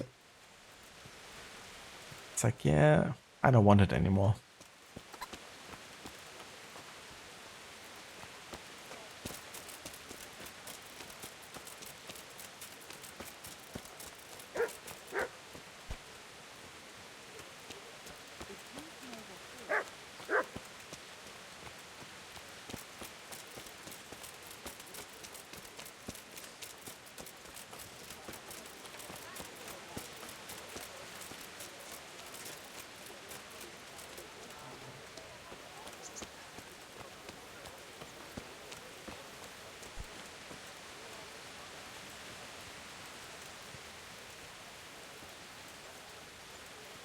Okay, we're looking for a guard that I have to patrol with.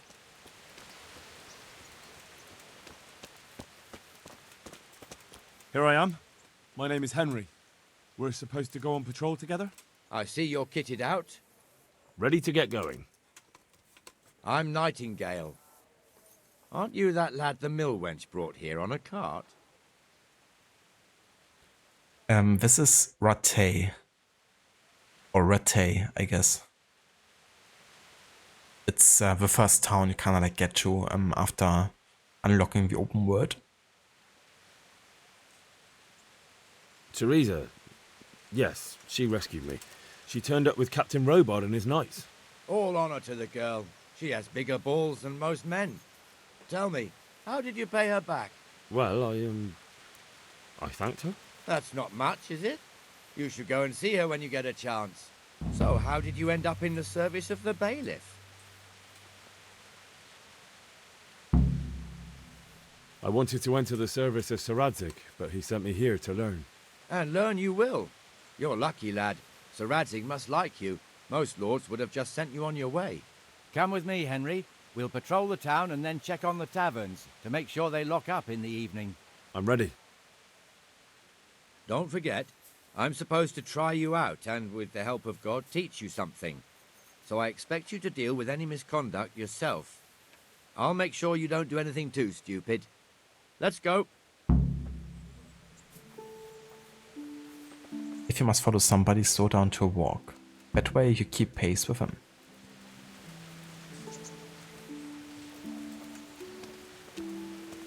Great tip.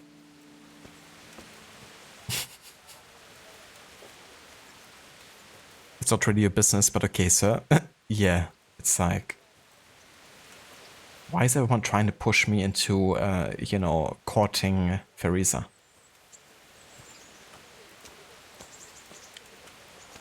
It serves not only as the house of God, but as the crypt of the lords of Lipa, our masters. The gravedigger lives right round the corner. The priest, too. Our parish priest. Ah, a man shouldn't speak ill about servants of the Lord. That's true, Rod. That would be really funny. This is our rat house. Pretty big, eh? The bailiff and his hands live there, and our maestro proto-notarius, the scribe. And I think there would also be a lot of potential for Psycho Henry. Not even as a guard. Naturally, we have an executioner too, but he doesn't live in town. That wouldn't be proper, as I'm sure you know. He lives by Gallows Hill, the other side of the creek. This pillory was brand new in autumn, and 2 people have already been rotting on it. The swordsmith lives here. You know, there's like many dialogue choices you can make that are definitely more antagonistic, and I also feel like you definitely have a big freedom in terms of who you want to attack or not. Go and check it out, Henry. I don't want you here. Is that manure pile not big enough for you? What are you two screeching about? Stop making such a ruckus. About time you turned up. This filthy beggar thinks. My name is Jane. No one cares what your name is. This filthy beggar thinks she can come and stink in front of my shop. I want you to get rid of her.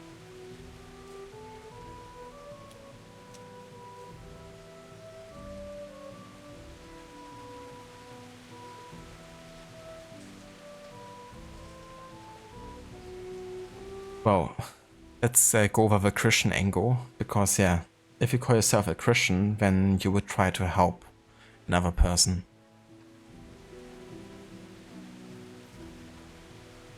Instead of, you know, pushing them away. Don't you come over here and stink in front of my shop? That's kind of funny, because in the codex we basically read that ironically the poor and people living in villages were often the ones being like cleaner than, for example, the people from the church. Would only like bath twice a year. Not like he's any of the church, but you know, that whole stinking argument more applies to the monks and the likes. Because they purposefully don't bath unless 2 times a year. But yeah, I mean, a beggar living in a town where probably also wouldn't be the cleanest, to be fair. But not as bad as the monks, probably. Imagine being in front of a perfume shop. Maybe the smell of a perfume shop would be so strong that they wouldn't even notice the stinky smell.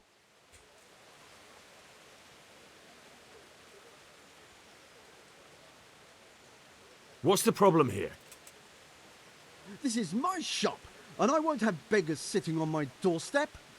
Let her go and squat in the square. She won't be in anyone's way there, and there's plenty of folk to beg from. Can't you show us some Christian charity, Armourer? What? Have you any idea how much I've given away in alms, even to this witch only yesterday?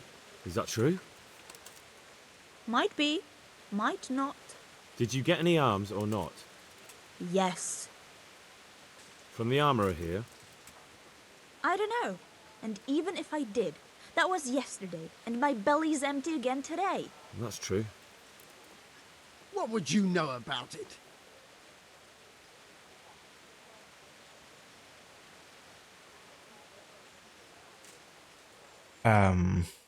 I mean, it seems like the alms should be, you know, longer lasting than just a day. So it doesn't seem like the beggar really does care all that much. So I don't have like that much sympathies with her. If, you know, that's what she's acting like. It doesn't really seem like she's that grateful for having received alms. I guess it would be fair if we both contribute, but I don't think that he would want to do that. But I guess if my level here is bigger than his, then we would have a chance to convince him. And given it's at 5 currently, it might be enough. It's also one of the earlier main quests, so I don't think that the armor smith's speech level, if that's what it's supposed to stand for, would be that high at this point.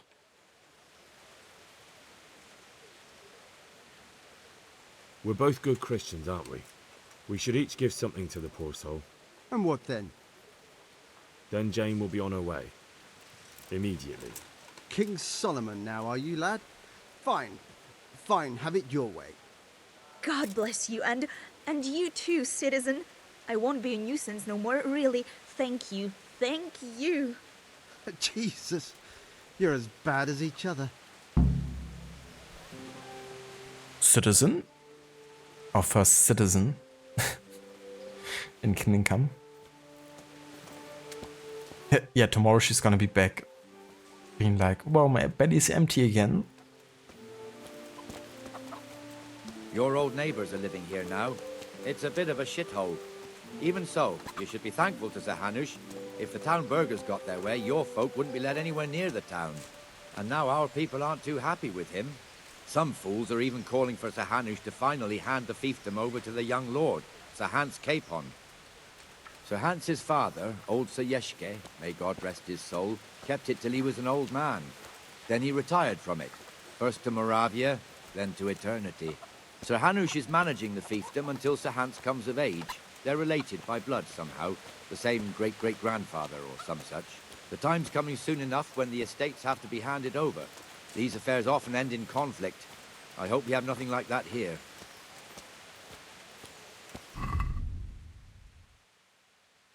Jan Birdie Jesek. Hello there, Conrad. Welcome in. Good day. Jan Jesek, father of young Lord Jan Petasek, Hans Capon, was a Moravian lord. In 1349 he became lord of the Honkovis estates. In 1346 lord of Polna Castle, which he acquired in exchange for Sloop Castle, Perkenstein. And in 1369 lord of Ratay, where he built a new parish church and renamed the lower castle Perkenstein. His son John was still a minor when he died, so the property was administered by his relatives. It didn't pass back into the hands of the rightful heir until 1412.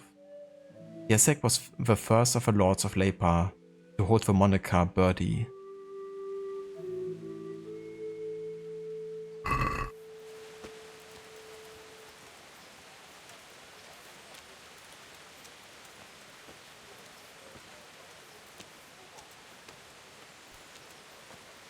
John, not Hans.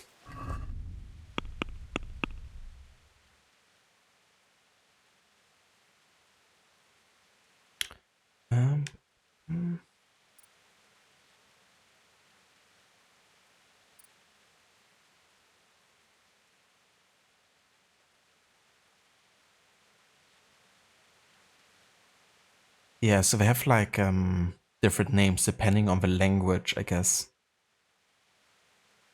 So Jans Petasek was kind of the Czech name, I think. Hans Kapon is more like the German name, I would assume.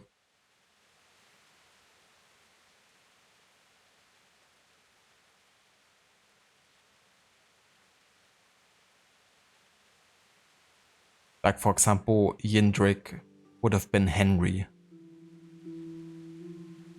And Hanus of Lipa would have been Hanush of Leipa. Then Jan Petasik, Hans Kapon. Depending on what kind of language you're addressing them in.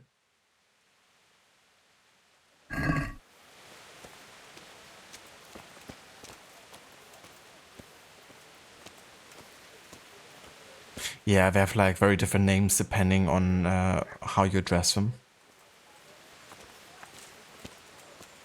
But I guess according to the names, Codex entry read, the German names would be... It looks much better during the markets.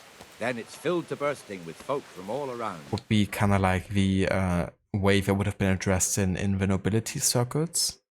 Or like, I guess, in the non-Czech speaking population, which still would have been a huge percentage.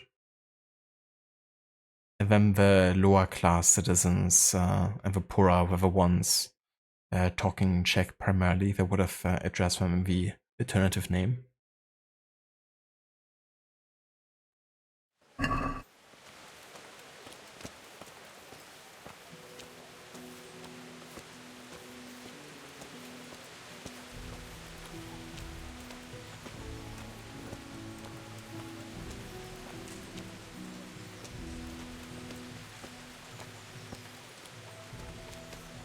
We've also got the baker's shop here, and that mad merchant Wolfram Pruder. Pruder has a pretty daughter, but he keeps her on a short rein, which the young bucks are none too happy about. I heard he even keeps the poor lass locked up at home all day.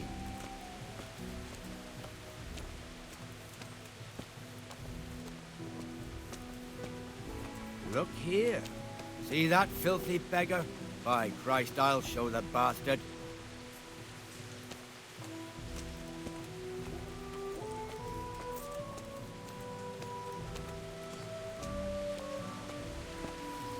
Comfortable, are we?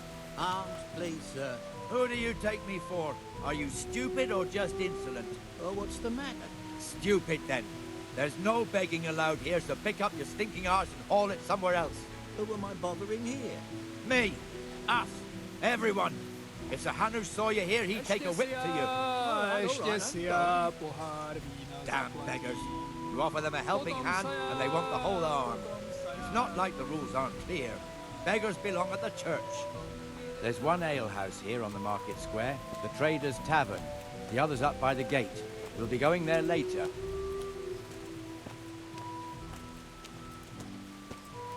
Oh, that's one way to deal with them.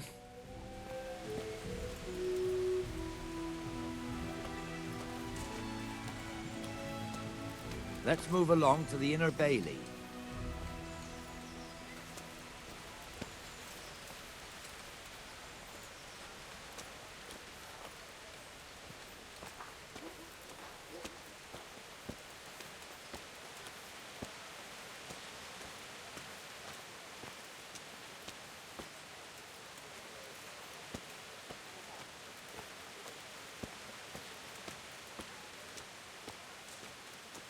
I gotcha, Conrad.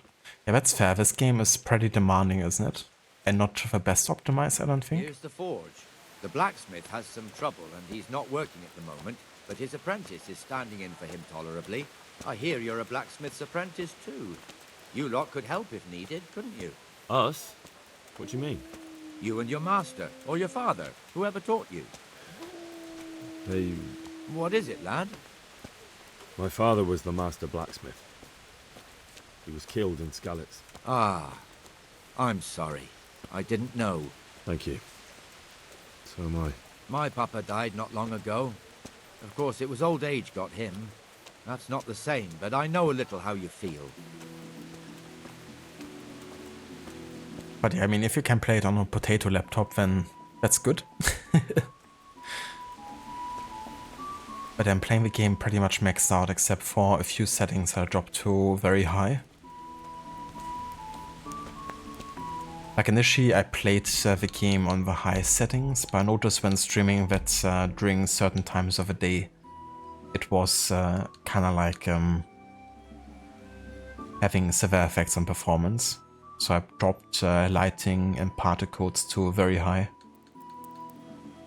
And shader quality, because they're the ones supposed to be having the biggest performance impact. And shadows also dropped to high.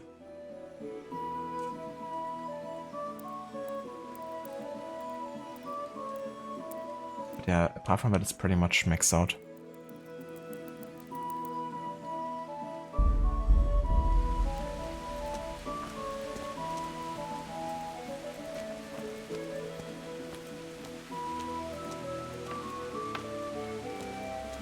The Rate fiefdom is pretty big. Naturally, it starts here by the town and continues along the Sasau River all the way to Kohelnitz. Then there's Gallows Hill, lots of farmhouses scattered around. Neuhof, Merhoyed. Master Smill is in charge of Sir Hanush's stables. He's by far his best vassal. It's all a bit complicated for a newcomer, I suppose. This lord here, that lord there, this exemption here, that right there. Exemptions from exemptions, rights to half of something, so on. It'd take you a year to make head or tail of it. This tower was only half the size when I was a young lad. Sir Hanush had it extended and made into an armory.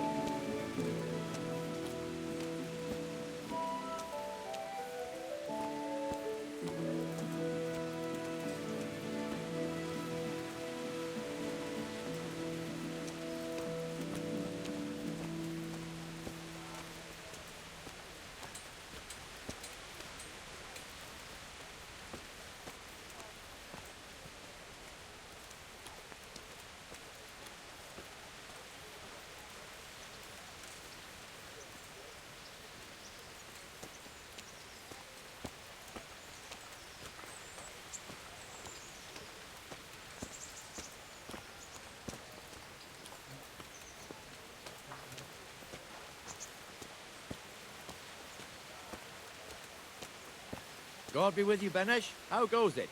Well enough, Nightingale. It's quiet today. Good. Where's Moimir, anyway? Isn't he supposed to be here with you? Ah, yes. He hasn't turned up yet. Oh, I see. Now, where might he have got to, then? I don't know. You don't know, eh? Let me tell you something. When the bailiff finds out Moimir's slacking off, he'll be in serious shit. And being a friend of his, you wouldn't want that, would you? No. So it's better if I deal with it and we leave the bailiff out of it, right? Yes, I suppose so. So where is he? In the tavern. He was thirsty, so he... Went for an ale. We know how that goes. Come on, Henry. Let's go and find that idler, and you'd better talk some sense into him.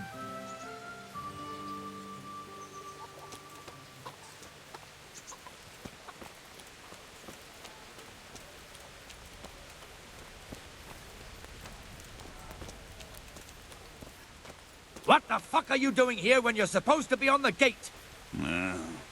Move your carcass and go and guard the gate. Not a word. Get moving.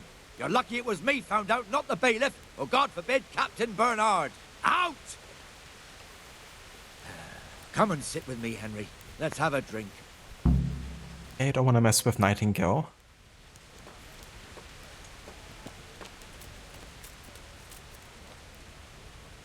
That fool got me all worked up.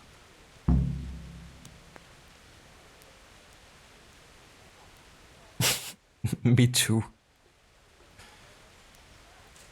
Me as well, the lazy bastard. My words exactly. And just when we need every pair of eyes. You never know when the humans might creep up on us. But that's enough about that. Let's not let it spoil our day. Listen, since we're sitting here anyway, how about a little game? Why not? It's like we're gonna order Aim that to dude. seat you, but you won't get the better of me. Wait, what? Okay, the game is just gonna start, I guess. Don't even have a chance to like know what we're like doing here exactly. It's like, sure, let me just throw you right into it.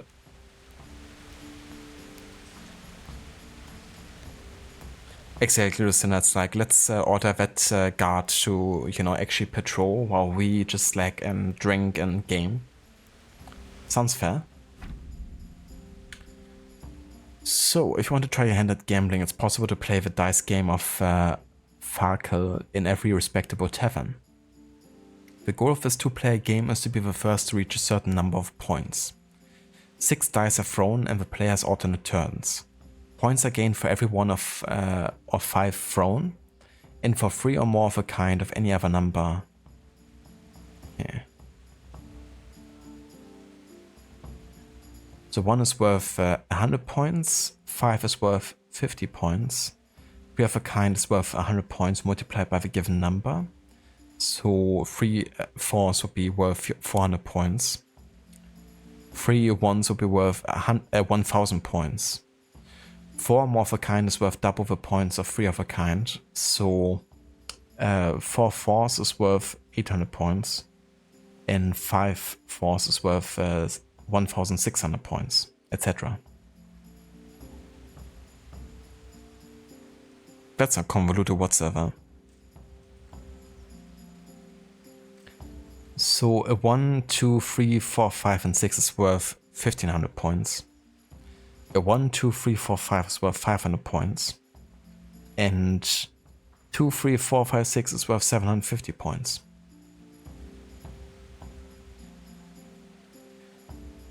A player's turn always begins by throwing all 6 dice. The player then uses 8 to select and set aside scoring dice.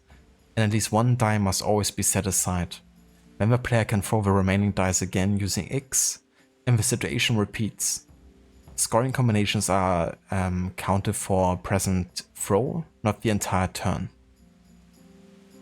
The key element of the game is that if a throw does not produce a single scoring die, then the player's turn is over and all points gained up to that point during the turn are lost. It is then the opposing player's turn to throw.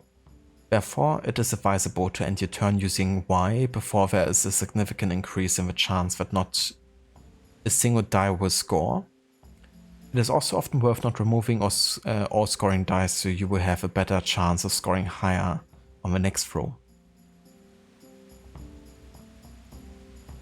And since every player throws his own dice, there's also an opportunity to cheat, but it is more difficult to find loaded dice.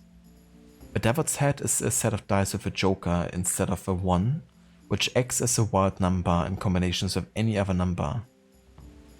So, you know, a joker and 2 1s is worth 1000 points. On its own roll, the joker has no value, so if all the dice thrown are jokers, the player busts.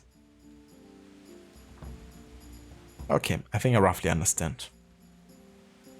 I think it's a bit convoluted with like, you know, it's like 4 of a kind, then it's like double the points of 3 of a kind. And the likes. But we're gonna figure it out.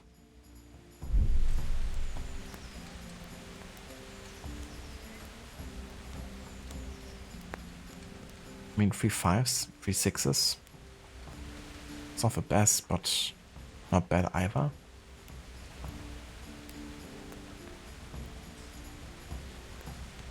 Let's take the 3 5s.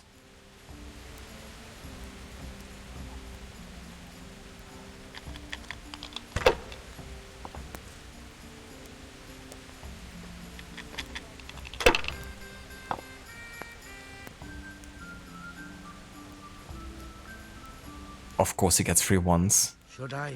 Lecker. No. Like one of the best rolls, basically.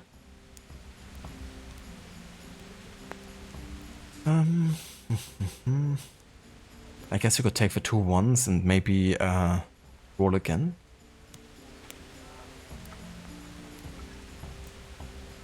Hoping to get another one.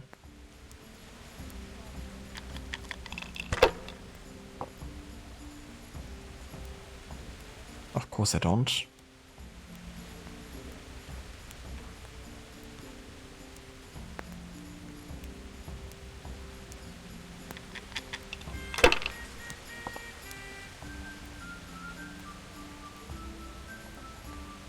We'll see. Watch him get 2 1s.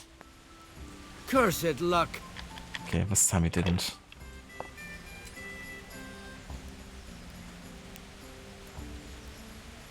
I mean, 4 6s. Why not?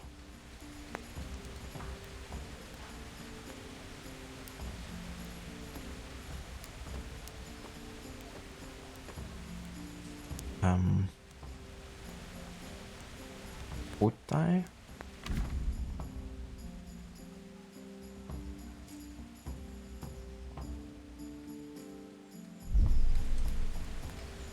Yeah. That's a decent amount. This'll be the one.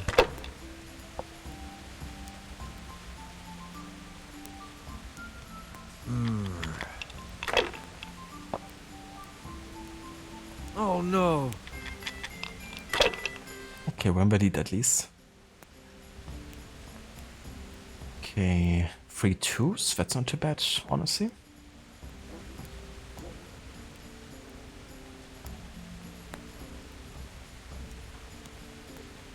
Back crowd. Yeah, to the darling. The Orlok flashbacks are real.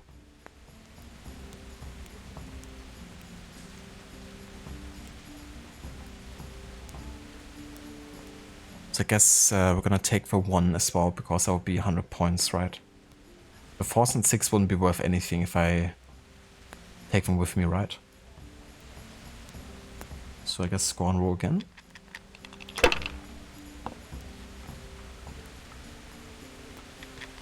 Oh, so, right, so I didn't get the points in that case.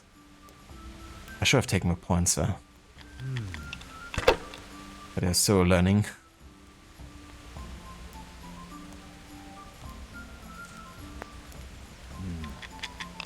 Now you. Okay. Yeah, not the best throw here. Let's keep the 1 and roll again.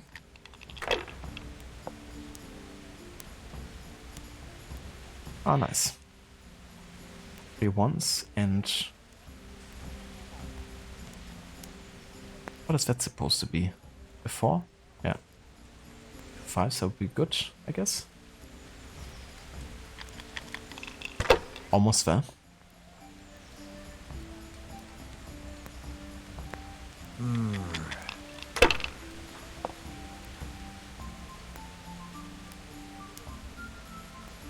We'll see. Come on, bust. Yes. That's our chance. Okay, we got a 1 and a 5. And 3 3s, so that should be enough, right? Yeah, 450. Let's go and pass. Enough. I'm done with... Let's go.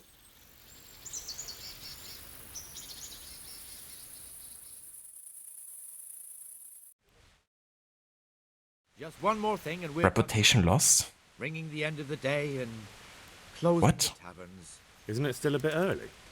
Because I don't played know how it was in Skalitz, and drank on the job. We close up at this hour. Except, of course, during fairs and big festivals. Then we don't close at all. I see. Should I go and ring the bell? If you wouldn't mind, the bell is hanging outside the rat house. Ring 3 times, then go to the Trader's Tavern by the market square and make sure the innkeeper closes up. I'll do that. Before I forget, it's forbidden to walk in Rattay at night without a torch. Here, take this one. It's a bit funny to me I lost reputation there because, you know, I was like with the guy overseeing this, so it's not like anyone has like talked to us and be like, hey, you should like be patrolling or whatever. But, well, whatever. Just gonna have to deal with it. Not too bad. Indeed. Made it. Also Burbeck.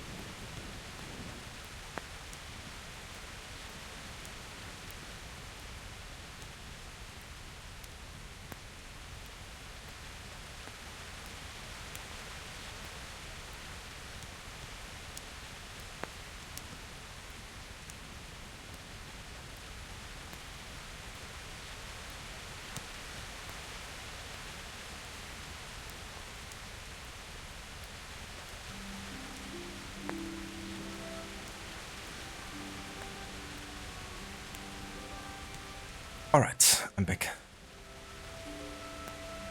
Listen, I think the guy did say he was testing me for Thoracic, or was that someone else?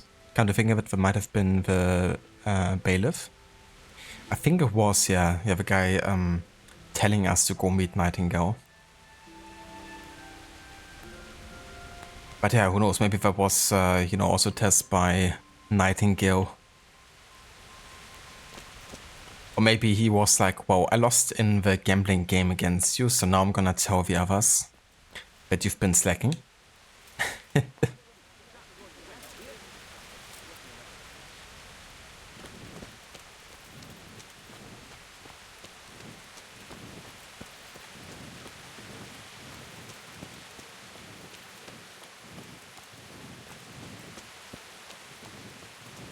It's kind of funny to me how you're supposed to have a torch when you're like running the city at night, otherwise you might be considered to be a criminal. Yet there's quite a few citizens who don't carry a torch at night.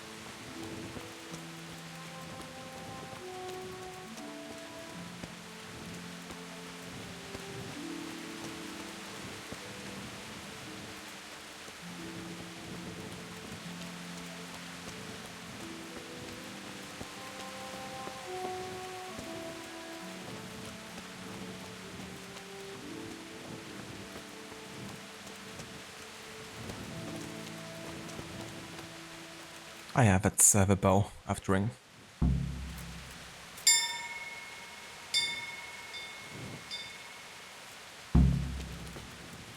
Close the Trader's Tavern by the Market Square.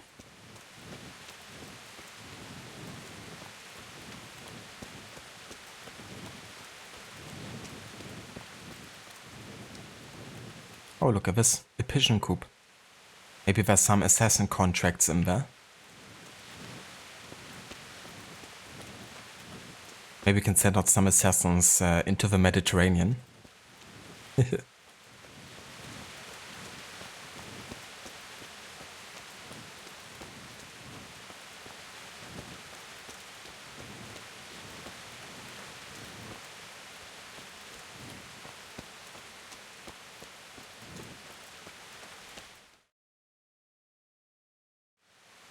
And the canon of St. Wenceslas in Olomouc was so drunk, he dragged the pig to the market square, saddled it up, and rode it out of the town gate.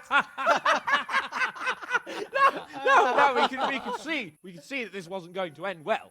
So, Sir Peter and I rode off to look for the good canon on his pig. Did you find him? We tracked the filthy beast down to a sty beyond Cronau. I mean, the beast with a tonsure on its head. We never found the real pig, but the Reverend was sound asleep in the pigsty. Birds of a feather stick together. It seems the same goes for pigs and planets. I toast, gentlemen, to pigs and planets. God save the bacon. Sir Hans, forgive my intrusion, but I need... Oh, but what? You want to join us? Want to buy us around? I'm afraid we don't drink with peasants. You're not in your village now, boy. No, sir. Curfew's been rung. The alehouse is closing. Nothing closes while I'm sitting here. If that's all, you're dismissed.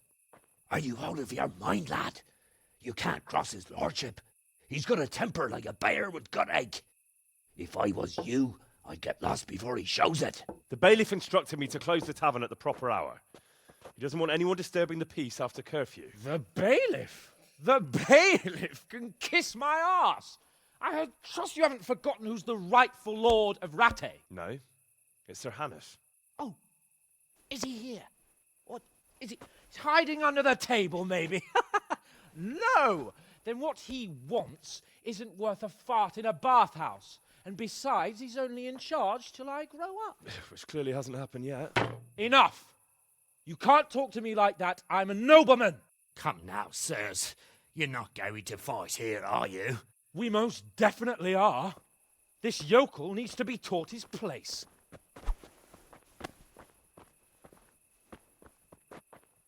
Yet another fight. I'll have to get something to eat. I'm starting to get hungry.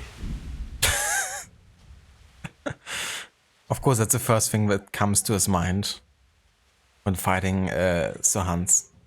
I feel quite hungry. Why is he beat up? Yeah, so the earlier quest we've done last time, before finishing the stream, was the duo against Sir Hans. And we did beat him in there, at least in the sword fight. We're not sure about fist fights, though they are a bit tricky sometimes. Yeah, I want some more. I just have to remember all the buttons again of like combat. And when to do what.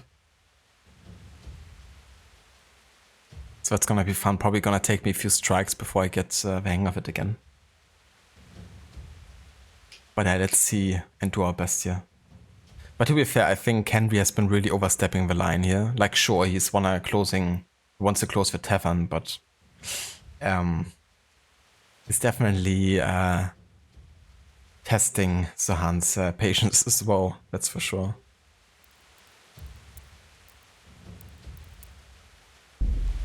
Give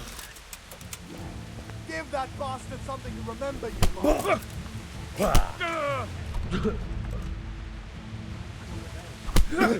Go on, your race, show him what for.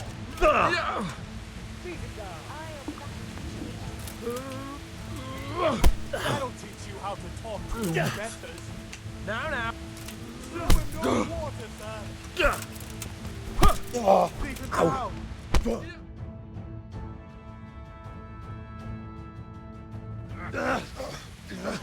Crucifix!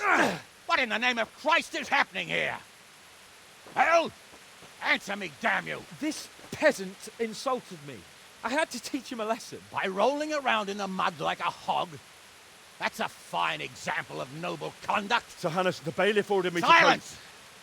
You shut your mouth and thank your lucky stars that you are Radzig's ward. Have you gone out of your mind? Raising your hand to a nobleman? And you, Hans, how many times have I told you that drinking with your subjects might be good for their morale, but it's bad for your honor? You spend all your days drinking and chasing wenches, which wouldn't matter if you paid any attention at all to your duties. And now we see what that leads to. Tomorrow, you will go with me to a hearing. Some landowners have asked me to settle a dispute. It'll be an excellent lesson for you. I had planned to go hunting, but if you think listening to the pointless gripes of a bunch of old fools will benefit me, so be it. Ooh, hunting? Well then, your grace, I'll tell you what. You can go hunting. Really? Naturally. Who am I to deprive the young Lord Capon of his sport? And you can take Henry here as your page. Him? Absolutely not. You'll do as I've commanded. It's time you learned how to lead people, and not just in drinking and brawling. Now get out of my sight. Sir, I have responsibilities to the bailiff. Not anymore. Your responsibilities now are the Lord Capon. It's time you learned how to behave in the presence of nobility. Let's go. Tell the kitchen I'm hungry. It's been a long journey.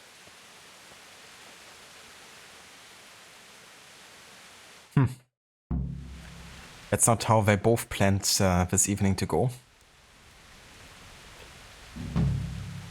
Ah, nice. That completes keeping the peace. But I do like the setup, you know, they kind of like started as rivals and, you know, fighting with each other. So now they're kind of like forced to work together. And it's always a good recipe, I think, for a narrative. You know, have like those who kind of like seem like opposites or like they don't get along with each other, having to work together, having to overcome the differences, if you will. So looking forward to see where that goes. Okay, so we're currently at 48 nourishment. That's not too bad, actually. It's also pretty late at night. Well, it's like evening, I guess, so I could also maybe catch some sleep soon. Ah, we have a new warfare fighting skill. The total fighting skill with weapons or unarmed. The more skillful warrior you are, the faster your attacks are and the harder it is for an opponent to defend against them. Also, your weapons will be less damaged by attacking and defending.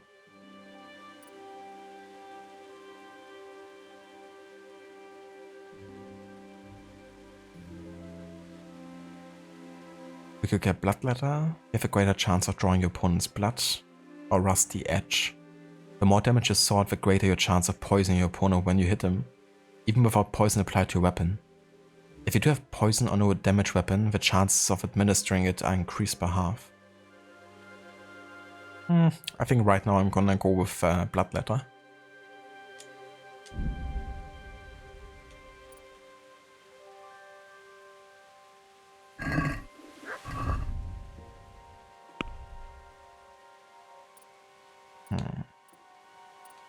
Still saying there's like something new here.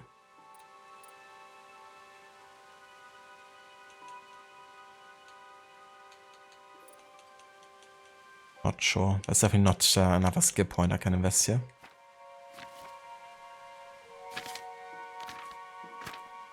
You're hungry. Of course we are.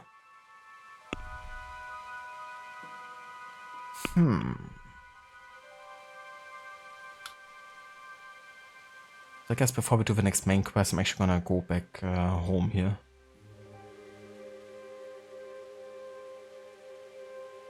Get something to eat and sleep.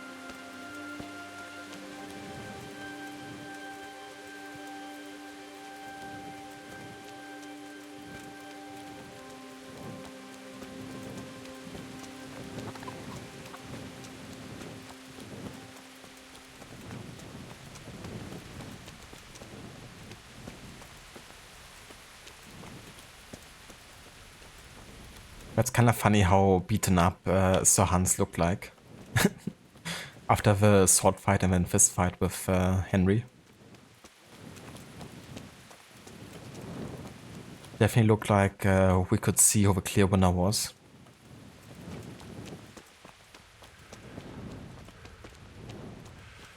Yeah, at that point Henry looked more like a nobleman than he did.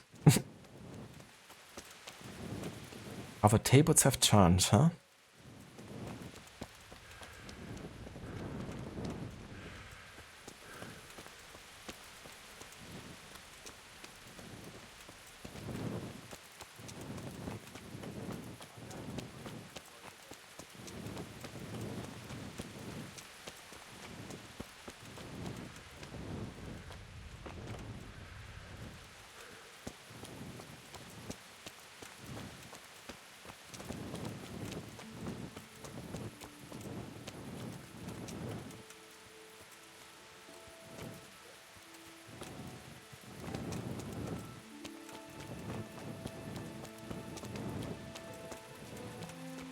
So one thing I was wondering,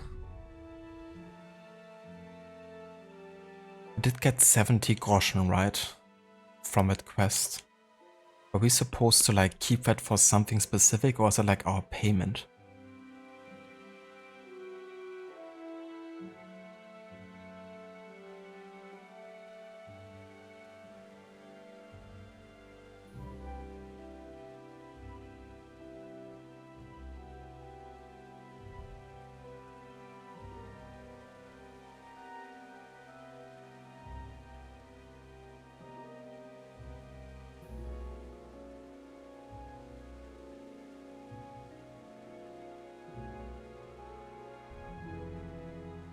Because I could pay back this dude now for my debt, which I would like to do. Hey, lad! Don't you want a little wager on the rat-aid tourney?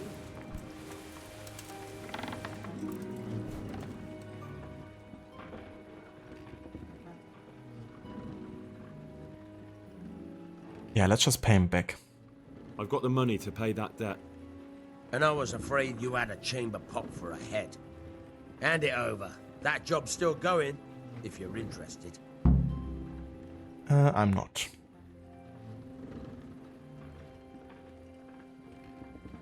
I'm not interested.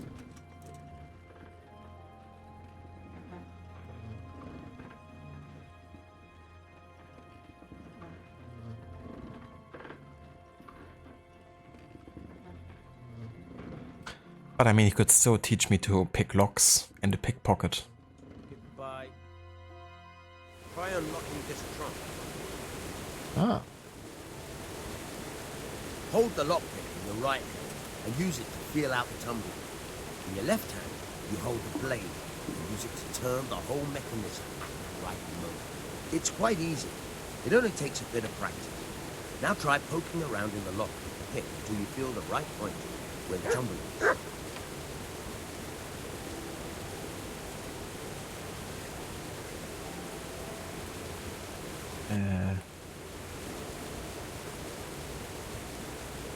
Huh? So using the left stick doesn't do anything.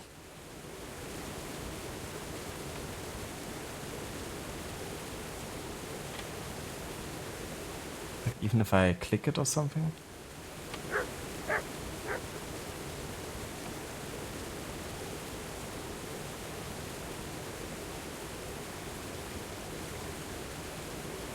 It doesn't matter what I do with my left stick, like nothing changes.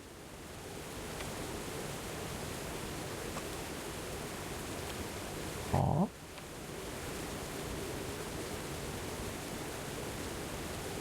Got it? Good. Now turn the whole lock with the blade, but don't stop holding the tumbler with the pick. Otherwise, you'll be fucked and you'll have to start all over again. Okay, so it changes kind of like the color there.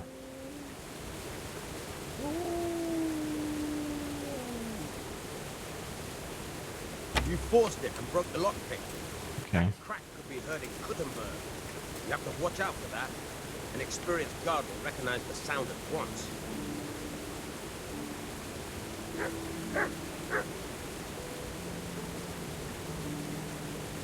Jesus, it's really awkward.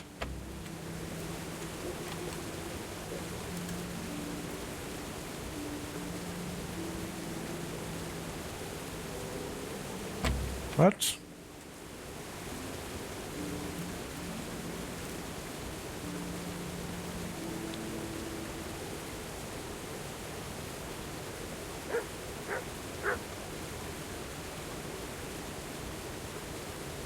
Jesus, why is it wrong?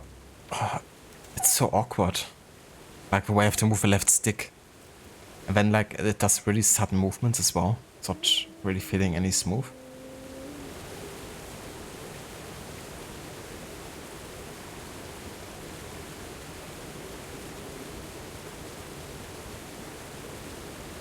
Yeah, what? Doesn't make sense.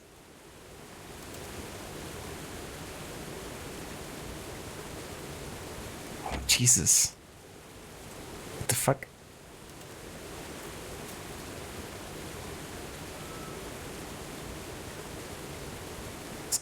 Stop going back. Just keep on moving, fuck's sake. Yeah, of course, it doesn't go further. With the left stick mechanic doesn't make any sense to me.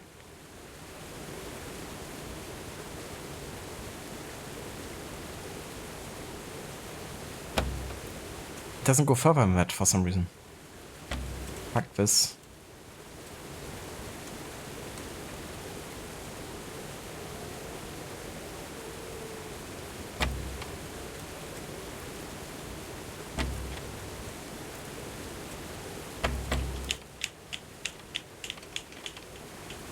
Hey, lad! Don't you want a little wager on the Ratte tourney?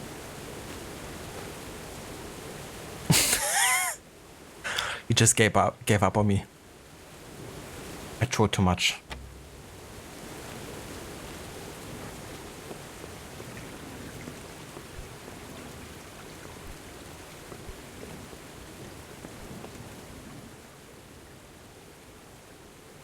Wait. So I don't actually have a chance to learn it anymore? It's like they don't even want you to succeed. It's like, well, I guess you tried. Now good luck you're opening some other chests. What?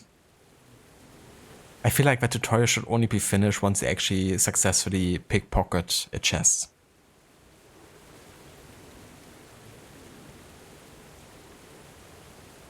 you know, like at least let you succeed once before it's finished and you learn the skill. It's like the same thing with the bow, you know, like I wanted to learn it, but I noticed that Henry was shaking like super fast, so I just canceled the shot to try again. But the game was like, well, you know how to shoot now. Time to do a competition, I guess. It's like, no, I don't fucking know how to shoot. I cancel the shot so I can try again. And this time I'm just like messing around and it's like, well, I guess you have a skill now. Good luck.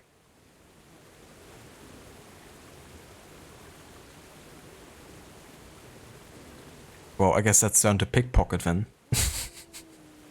Or, you know, not learn it.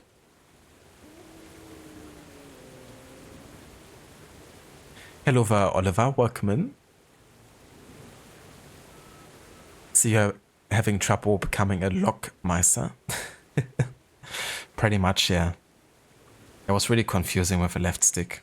Like, I kept on moving it, but then it just stops and it doesn't go further. And if I release it, then of course it fails, but if I go further, then it goes back, and it's like really weird. So I don't quite get how it's working exactly yet. Let's do this now. Yeah, we're like getting closer and closer to a wall with every new attempt. Rip chests and rip lockpicks. Yeah, that chest was really annoying. That was like one of the worst lockpicking mechanisms I've seen in any game yet. At least like the start to it. The way they explained it and the way it kind of like worked to me. But yeah, maybe, you know, it's definitely like a practice makes perfect type of thing. Let's see how I feel about it once I actually get to successfully lockpick something. But it's a bit annoying that I technically learned this skill now without ever succeeding.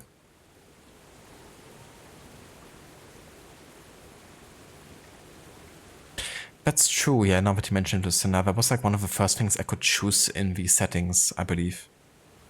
The simplified lockpicking or something.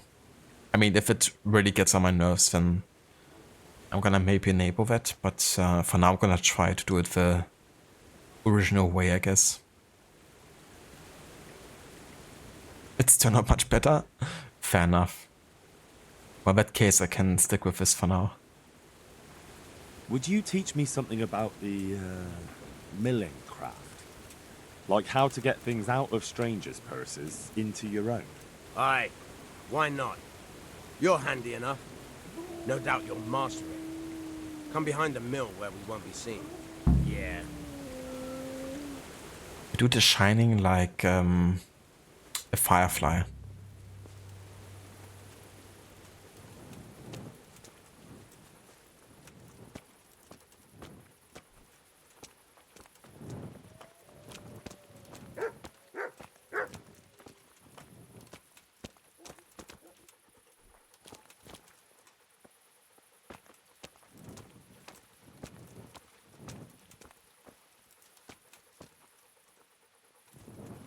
I feel quite hungry. Good for you, Henry.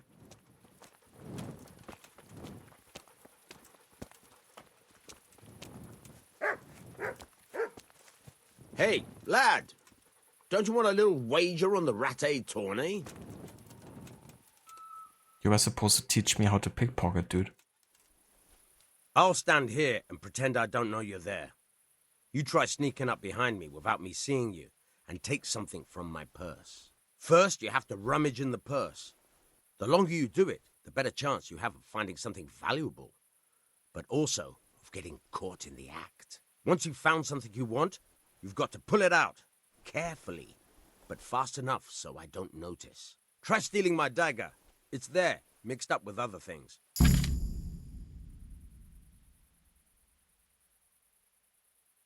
So then you ended up only picking very easy locks, basically. Everything else above that, you were like, not worth it. I see.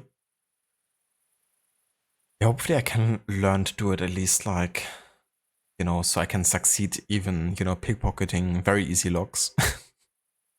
Because it was a very easy one, I think, and I didn't even get that one.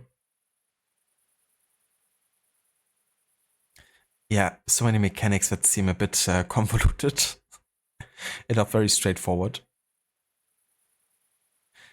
Picking pockets is no joking matter. If you're caught with your fingers in someone else's purse, either by the victim or by a witness, they will raise your alarm and you'll be pursued as a thief. In order to rob someone successfully, you first have to sneak up on them unnoticed, and then by holding A, begin pickpocketing. The first step is to grope around inside the purse by holding A. That's not easy, especially if the victim is on the move. The longer you can grope, the more time you will then have to select what you want.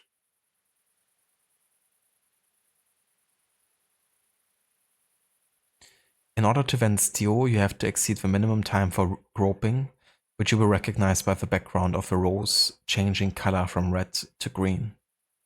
The amount of time you have left for the second stage of stealing is shown by the number in the middle of the rosette.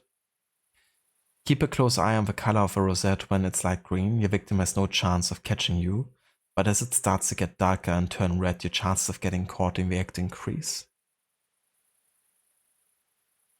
I mean, that's fair enough, I guess.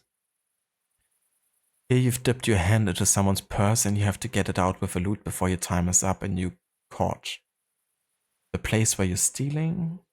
If you're an experienced pickpocket and expert on items, you've fully learned the item expert perk. Okay, whatever. That's the item you've just stolen. Dude, how to make a UI super complicated. I mean, the more you learn about it, the better this is probably getting, but as like someone starting out and getting all of this information thrown at you, it's a bit much. The time that remains before you're caught will determine how long by the time. Okay. Okay.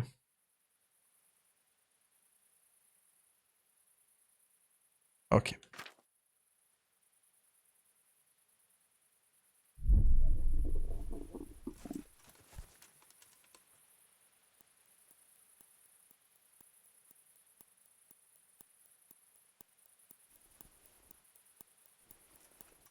Yeah, I'm holding and holding.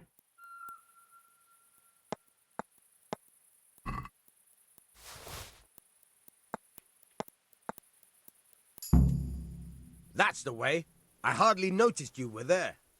I think you're ready to try it out for real. Best practice on drunks and sleeping folk, so you don't end up in jail before you even get started. Thanks, Peshek. You're welcome. But I'll be having that dagger back now.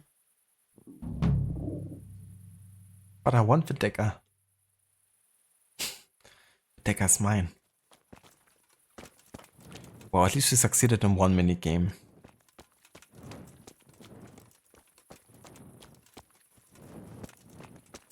Maybe I just have to watch a tutorial on like lockpicking or something, because I think I might have misunderstood something as well. But yeah, either way, let's move to the bed here.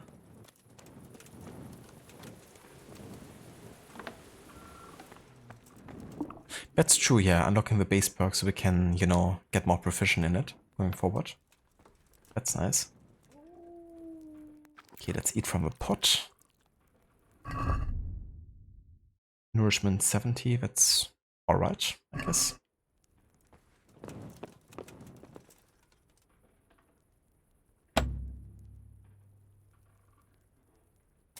Let's sleep and save. Hey, lad.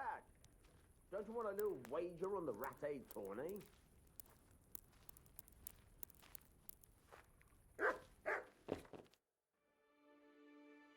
He's always keeping on going about the Rat-A tourney. Like there's nothing else in the world.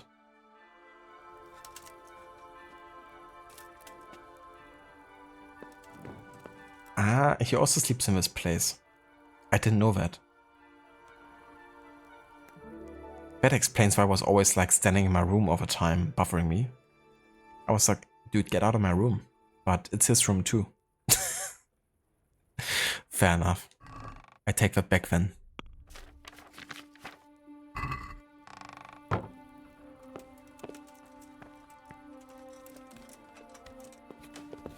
I was doing it right, keeping the yellow dot aligned while moving the left stick. You don't know why I would not let you move the left stick further. As long as you go towards death's goal, it should move. I see. Yeah, it was really weird. Like once I reached the... Oh, hello there, Teresa. Once I reached like the bottom part and I wanted to keep on moving further to the right, it wouldn't move further for some reason. Really weird. But yeah, I'm gonna keep on training if I get some lockpicks. What? No, go away.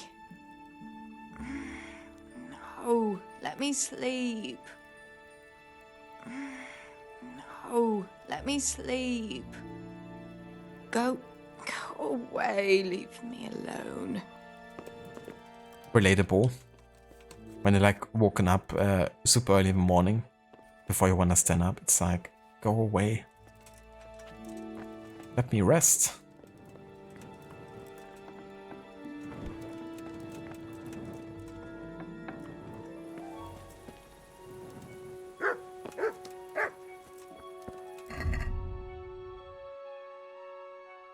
Hello there, Mita. Welcome in, dude. Alright, so we were stopping at Skalitz last time here. So I want to keep on reading in the general tab.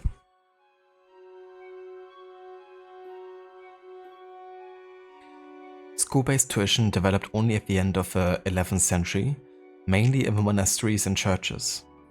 Basic instruction held in Latin encompassed the 7 liberal arts: the trivium, grammar, Latin, rhetoric, dialectic, and the quadrivium, mathematics, geometry, astronomy, and church music.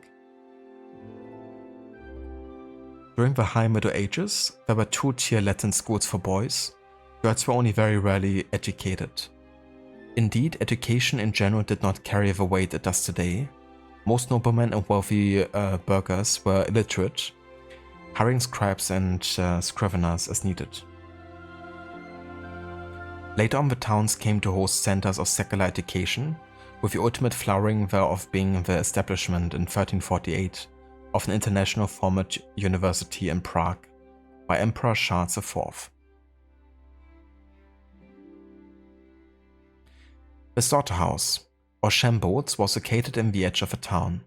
This was the only place that animals could be slaughtered, with butcher stalls springing up around them.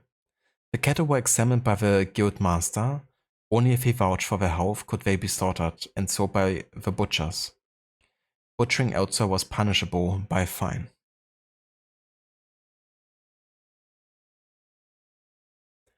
How's Bohemia? Pretty good.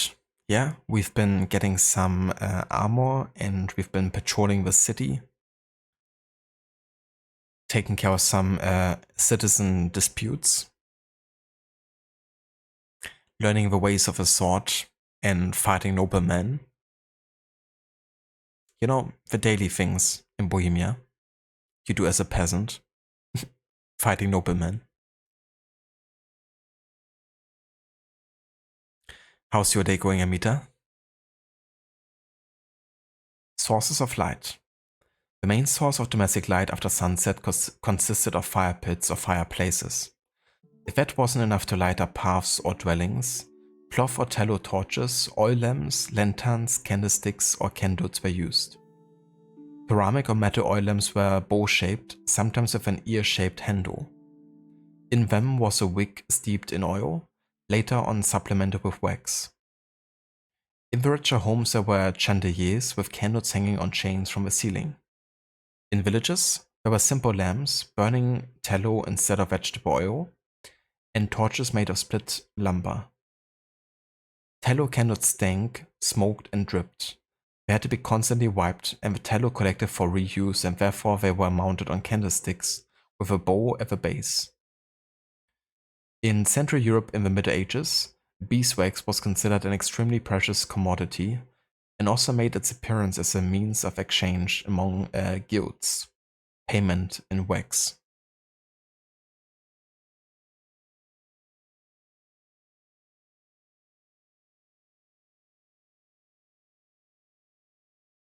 Nice, Amita, that's good to hear. And yeah, doing quite well. It's a chill day over here. Just, you know, staying mostly inside and gaming, chilling. I've been a bit outside this morning, but it's pretty bad weather as well here today. Like pretty rainy and cloudy and dark, so the perfect day to stay inside and just chill before the week starts again.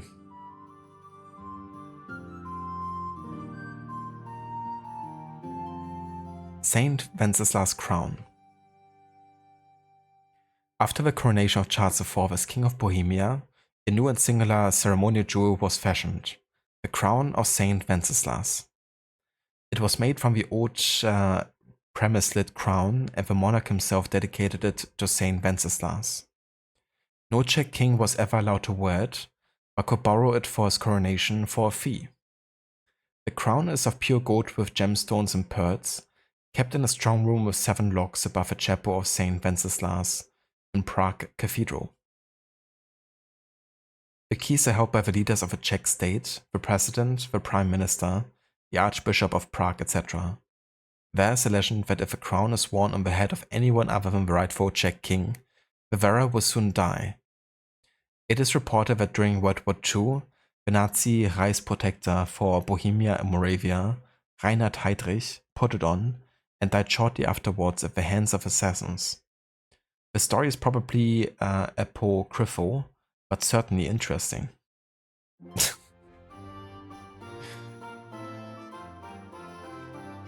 Yeah, I guess the Nazis shouldn't have messed with that crown. Serves them right.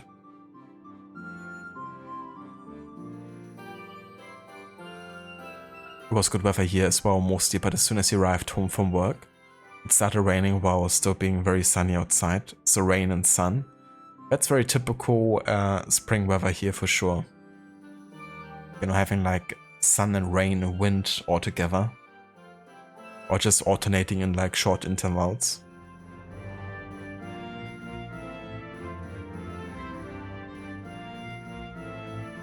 It's like, figure yourself out weather. What do you want to do? A tithe is the name for a compulsory tax levied since ancient times. It was paid to the parish priest or other religious institutions. The term tithe comes from an Old English. It means 1/10, the amount of a tithe being 1/10 of the value of a harvest. The inhabitants of monastery estates have the misfortune to be taxed twice by the church, once in the form of a tithe, the second time as a mandatory levy for the occupation of church land. Toilets. In the countryside or during wars, people went outdoors to relieve themselves, to the cowshed or the dung heap in the yard. Houses of a higher social standing had a little hut built by the dung heap. At night, chamber pots were used, tucked under the beds, and were emptied on the dung heap in the morning. In the castles and in the wealthier homes we would find a privy, a toilet located whenever possible in one of the heated rooms, in an oriel on the first floor. There wasn't necessarily a door, and inside was a bench seat with a round hole. Not uncommonly, it was in the banquet hall itself, so no one would have to depart and could even observe the goings-on at table from a privy. Privies used to be in a niche cut in the wall, with a sloping vent shaft leading to the outside of the building. In either case, the fecal matter would fall freely along the castle walls, into the ditch or down the slope. Privies were gradually upgraded and flushed with rainwater. They might also have a flap added to that discharged the excrement once the flap was released by a foot lever. Despite this, up to the 16th century it was common practice to empty chamber pots out of windows onto the city streets. Disgusting. Absolutely disgusting. I mean, even the ancient people had like better, hygiene than that. They're just throwing the fecals like on the streets. The weather isn't sure yet if it wants to be bad or good, so it does both. Exactly. Yeah, that's just April over here, most of the time.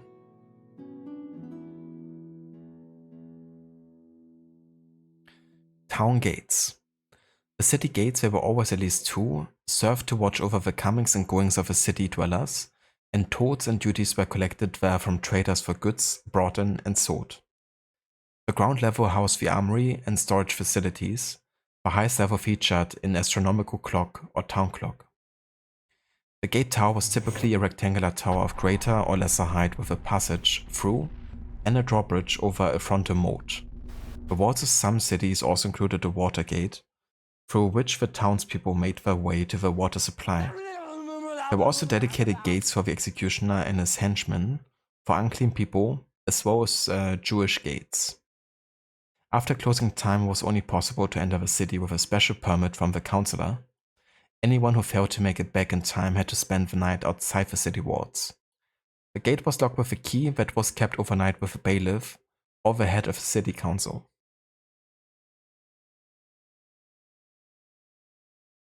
Hello there, Maxi. Welcome in.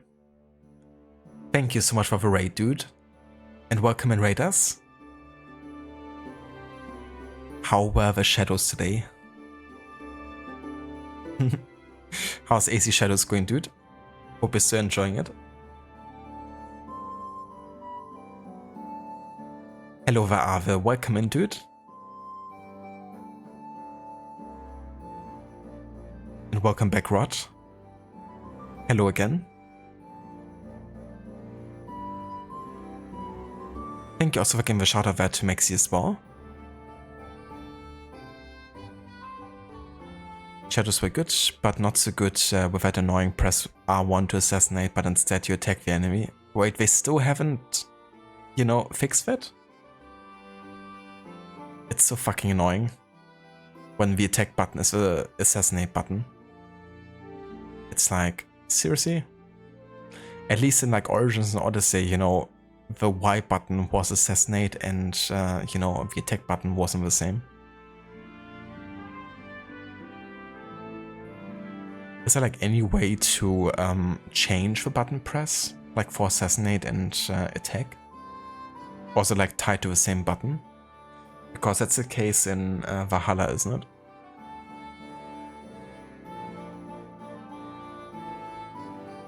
And yeah, Kingdom Come is going good, Ave. Been patrolling the city, we've been fighting noblemen, and we've also been reading and catching up a lot with the codex entries here. I'm almost done with the ones in general, so that's good. That's, you know, the biggest chunk of codex entries currently. Has Henry been in jail again yet? Not quite. Today I managed not to get into jail. But, you know, what could still happen? Though I'm kind of like calling it soon here, like once I'm caught up with the rest of the general tabs, I wanted to call it for today. So I don't think we're gonna have a chance to get into prison today anymore.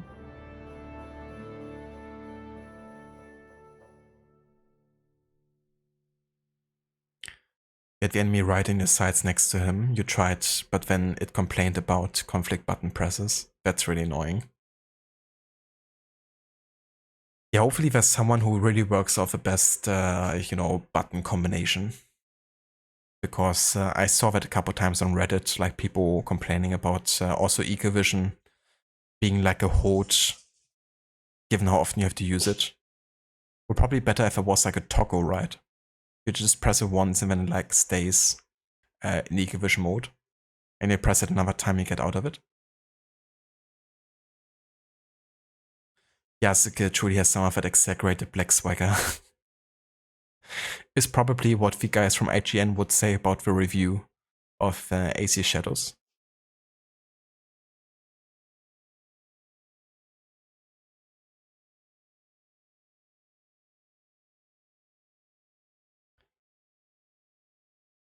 Towns and cities.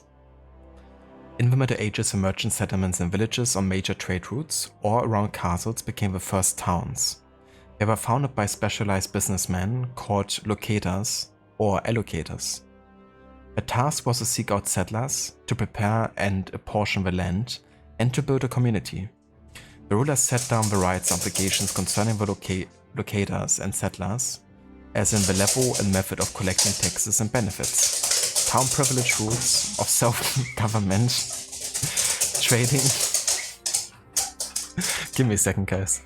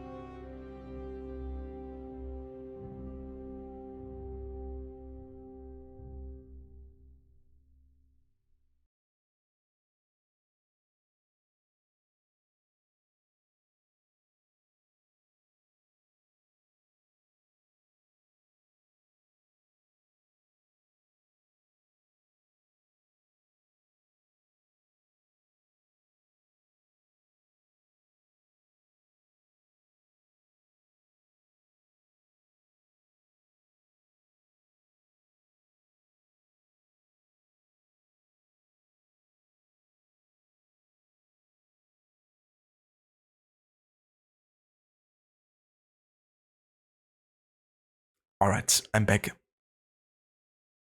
No worries, Maxi. Thank you so much for the lurk. And hope you have a great dinner as well.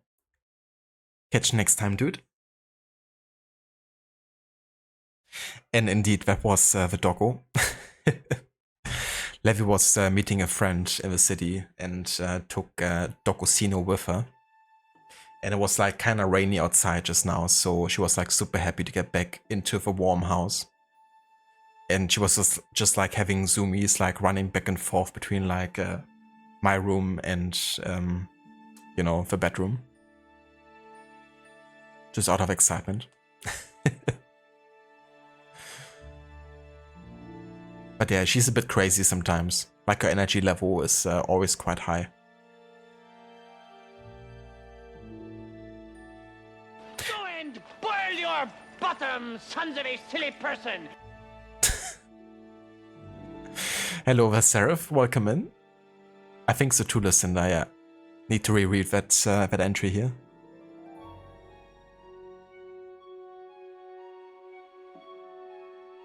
How's it going today, Seraph?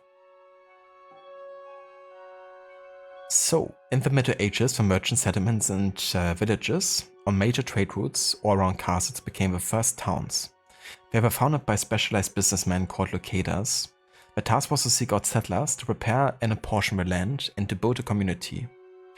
The rulers set down the rights and obligations concerning the locators and settlers, the level and method of collecting taxes and benefits, town privilege rules of self-government, capital justice rights, trading, market rights and 1 mile right, extending to 1 mile beyond the town walls, and brewing and handling beer, the brewing rights. Newly established settlements and cities were often exempt from taxes for a certain period, hence many Czech villages are called Lehota or grace period. Towns were different types: royal, seigneurial, mining and dowry, which belonged to the queen. Seigneurial towns were divided into ecclesiastical, secular, feudal, and voes of the royal chamber. A Apart from the feudal settlements, towns were mostly rectangular in layout, with streets perpendicular to a central square featuring a Rathaus, a town hall, market, and a church. Until the 14th century, the main streets and squares of the largest town remained unpaved, uncobbled. Waste was emptied directly into the street or thrown into the waste pits dug around the houses, despite the fact that sanitation had existed since antiquity. Gutters of rammed earth carried sewage and rainwater alongside the streets, and an unpleasant smell remained hovering over the town. Settlements were surrounded by wooden palisades, and from the second half of the 13th century, there had to be at least 2 gates through it. In Kingdom Come Deliverance, we reconstructed the towns based on a range of medieval designs, mostly larger and wealthier than they were in reality.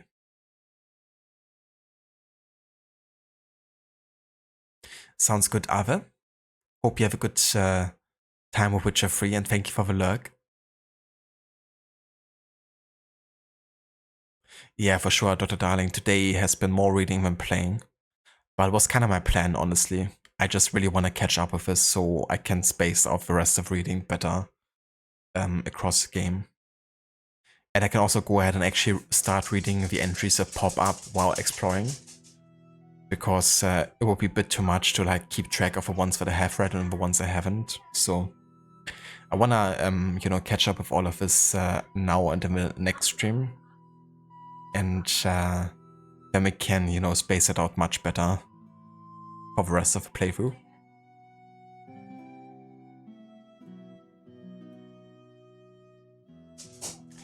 Trial by ordeal.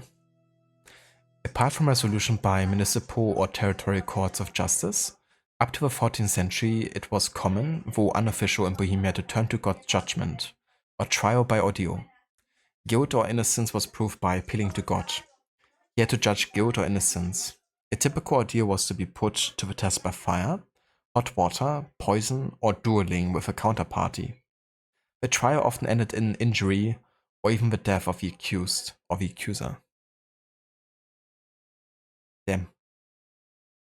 A test by fire, hot water, poison? Just a bit. Village. Bohemian villages underwent a significant transformation at the turn of the 13th and 14th centuries. Farmers became entitled to inherit the farms, and wages and trading began to have clear-cut routes. The village ground plan itself changed, from erratically scattered homesteads towards organized plots, geometrically arranged, affording plenty of space for roads and the market. The number of houses ranged from 20 to 25. The hub of a village was the common of public space, which served as a social, cultural, and economic arena. The limits of a township were fenced or walled. Water modes. By the end of the 14th century, most rural towns had an average up to 7 modes. Water-powered forging modes, wash modes, saw modes, water pumps, bellows, in foundries and smelters, and for beating hemp.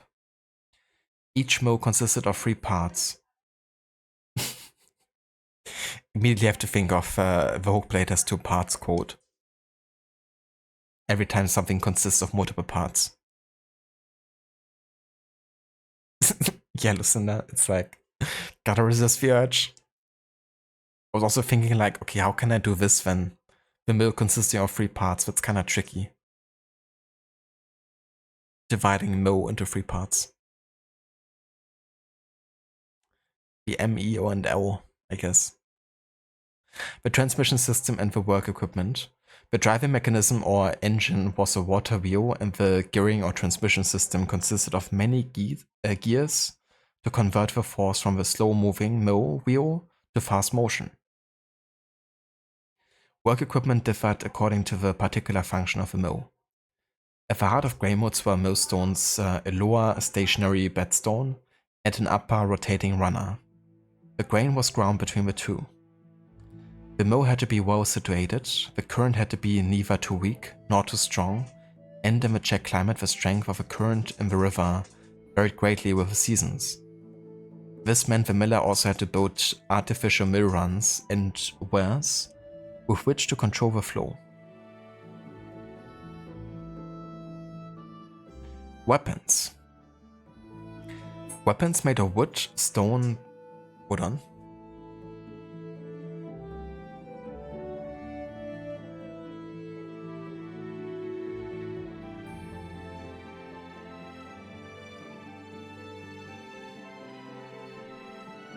The doggo was testing the limits. She thought I wasn't listening to her and snuck under the eating table, looking for any scraps, potentially.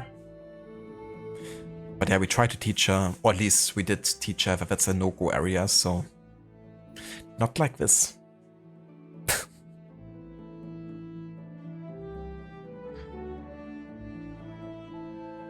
Weapons made of wood, stone, bone, and antler served mankind since prehistoric times. Initially given to the materials, the weapons of choice were pointed for stabbing, spears, knives, arrows, etc. Later, with developments in metalworking, bladed weapons began to emerge: daggers, axes, and swords. In addition to these two traditional types, we also distinguish blunt weapons, thrown weapons, hand firearms, artillery, and booby traps. In the Middle Ages, there were also plenty of lances, halberds, and crossbows. Rural weaponry was often derived from farming tools. From the 14th century, Europe began deploying cannon using gunpowder, long known in China, and firearms in general began to make slow inroads. Surviving records of the use of small arms in the Czech lands date back to the reign of Wenceslas IV. They were used in 1398 during the siege of the Archbishop's mansion in Kije near Prague. That's interesting. So in the historical research, we definitely talk about firearms being quite popular, or, you know, becoming like raising popularity. But they don't put the firearms really into this game, more the second as far as I'm aware. Maybe it was something gameplay or mechanic wise they, you know, didn't have time for, or didn't, you know, want to include yet. But I think it's cool that at least, you know, historically talk about that being a thing already at that point.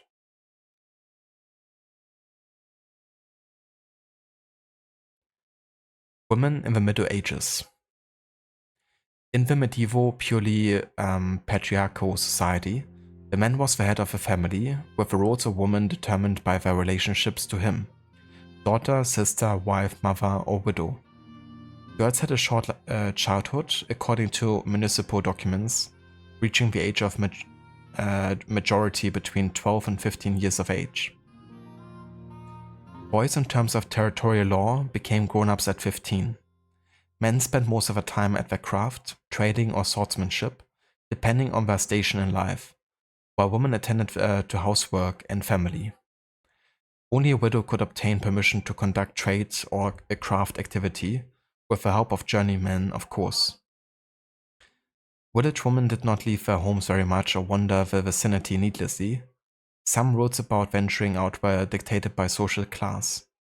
While townswomen and noblewomen could venture beyond the home only when accompanied by their spouse or servants, the wives of artisans, merchants, and peasants could walk about unaccompanied.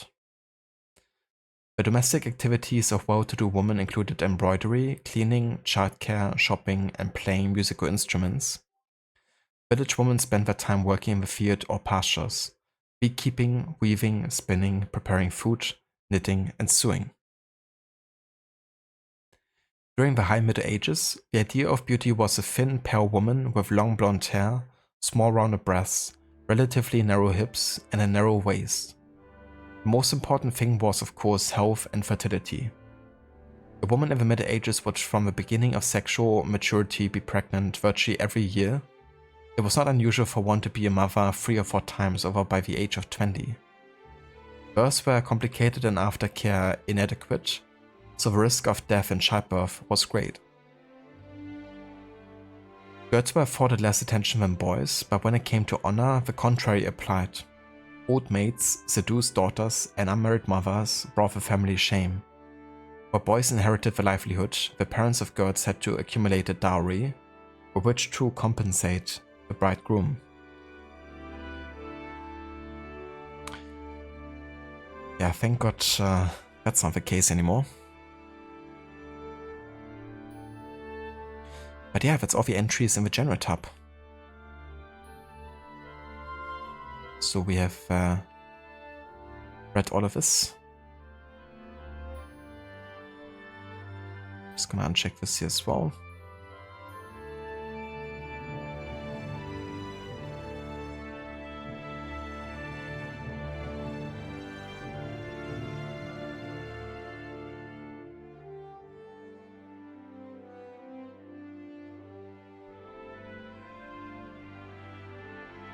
Not sure why I didn't unlock that. But yeah, so we're fully caught up with the general tab now.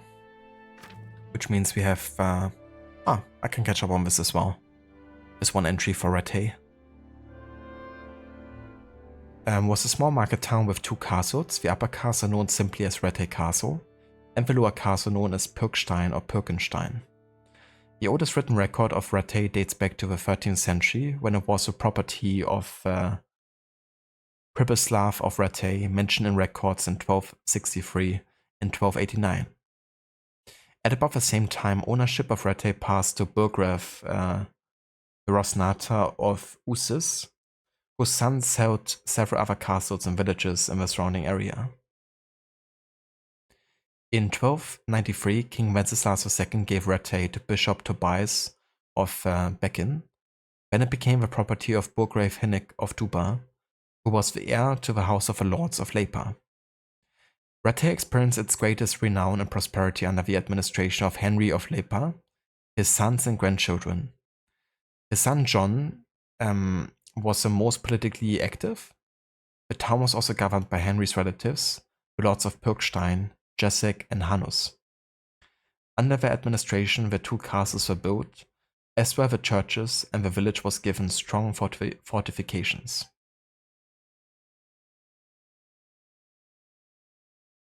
Lucinda, here are some goods that are worth money. Please marry my daughter. It's like, please take her already. So we don't have to take care of her. It's like bribing to take the daughter.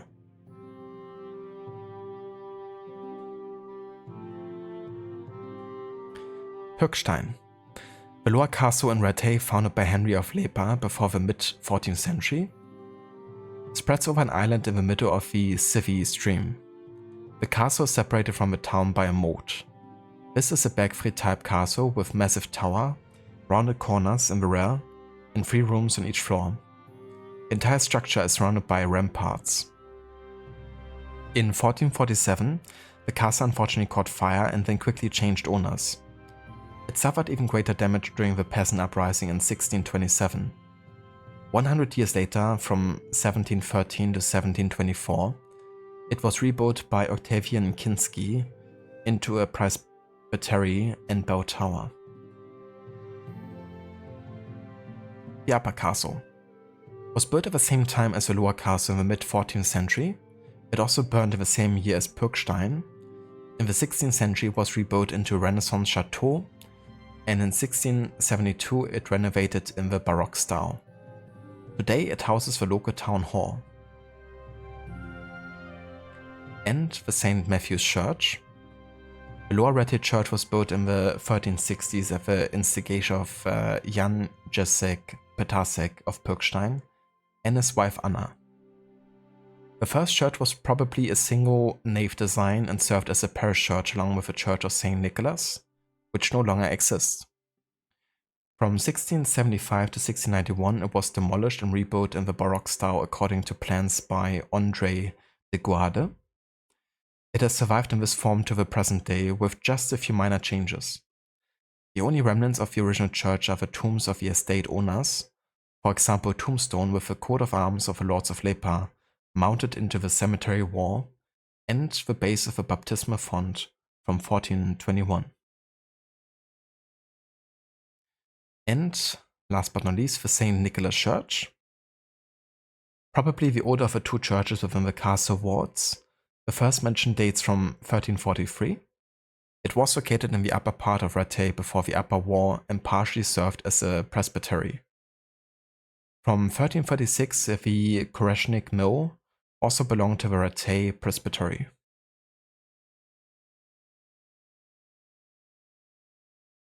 And that's Rattay. Right, that means currently we only have the entries in society left, and it's all of them.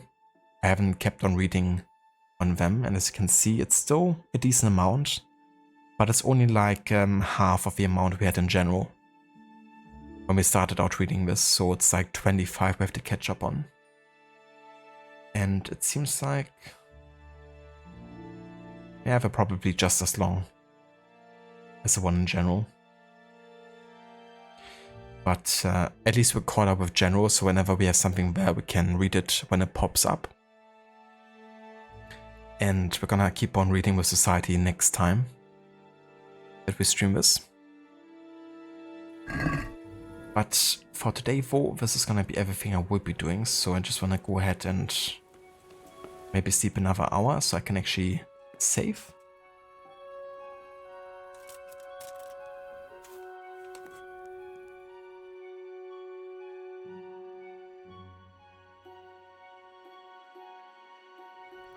There we go, game saved. And this shall be where we continue next time with Kingdom Come Deliverance. And everything we will be doing for today. But yeah, we got a lot done in terms of reading for sure. And we also got a few missions at least done, like also main quests. But yeah, once we're fully caught up with the society entries, I really want to focus on catching up with some side quests, I think. And get a bit more involved into other, side activities we can do in this game. Maybe find some unexplored places.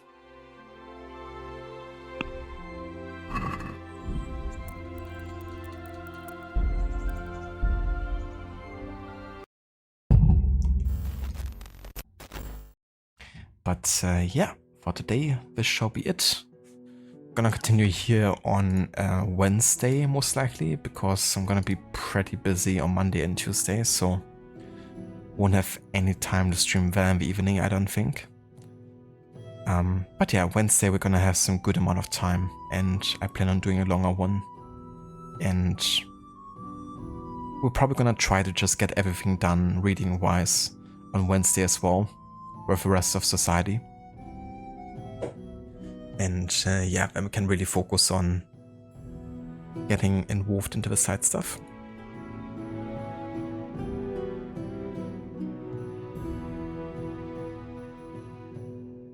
That's no worries, Rod. Thank you for being here and for joining. Thanks also again so much for the raid earlier. And hope you have a good rest of your night.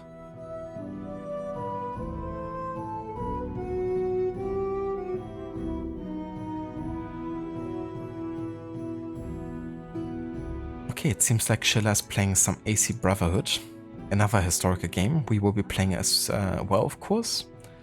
And it's also a game that's very close on time to our game, in the late 15th and early 16th century.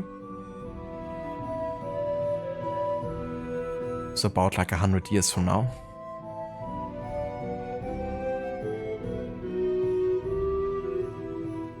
You too, Amita, take care. Thank you for joining.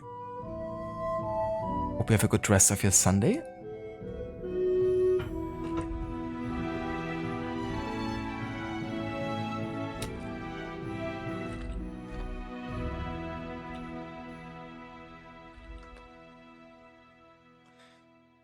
If you would like to join us for the raid over to Schiller Logger, feel free to copy and paste those raid emotes.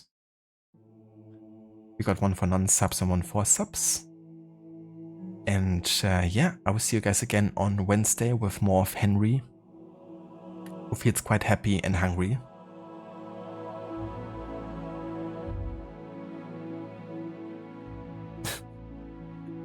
That face, or being completely bloody. So the full image of that face is actually him holding a ketchup bottle in the other hand. Like edited in, of course. But On better mode, it's just blood.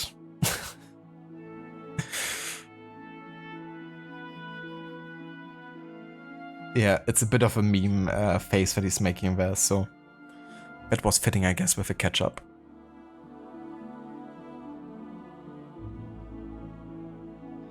But yeah, hope you all have a good one, and I catch you in the next one. Until then.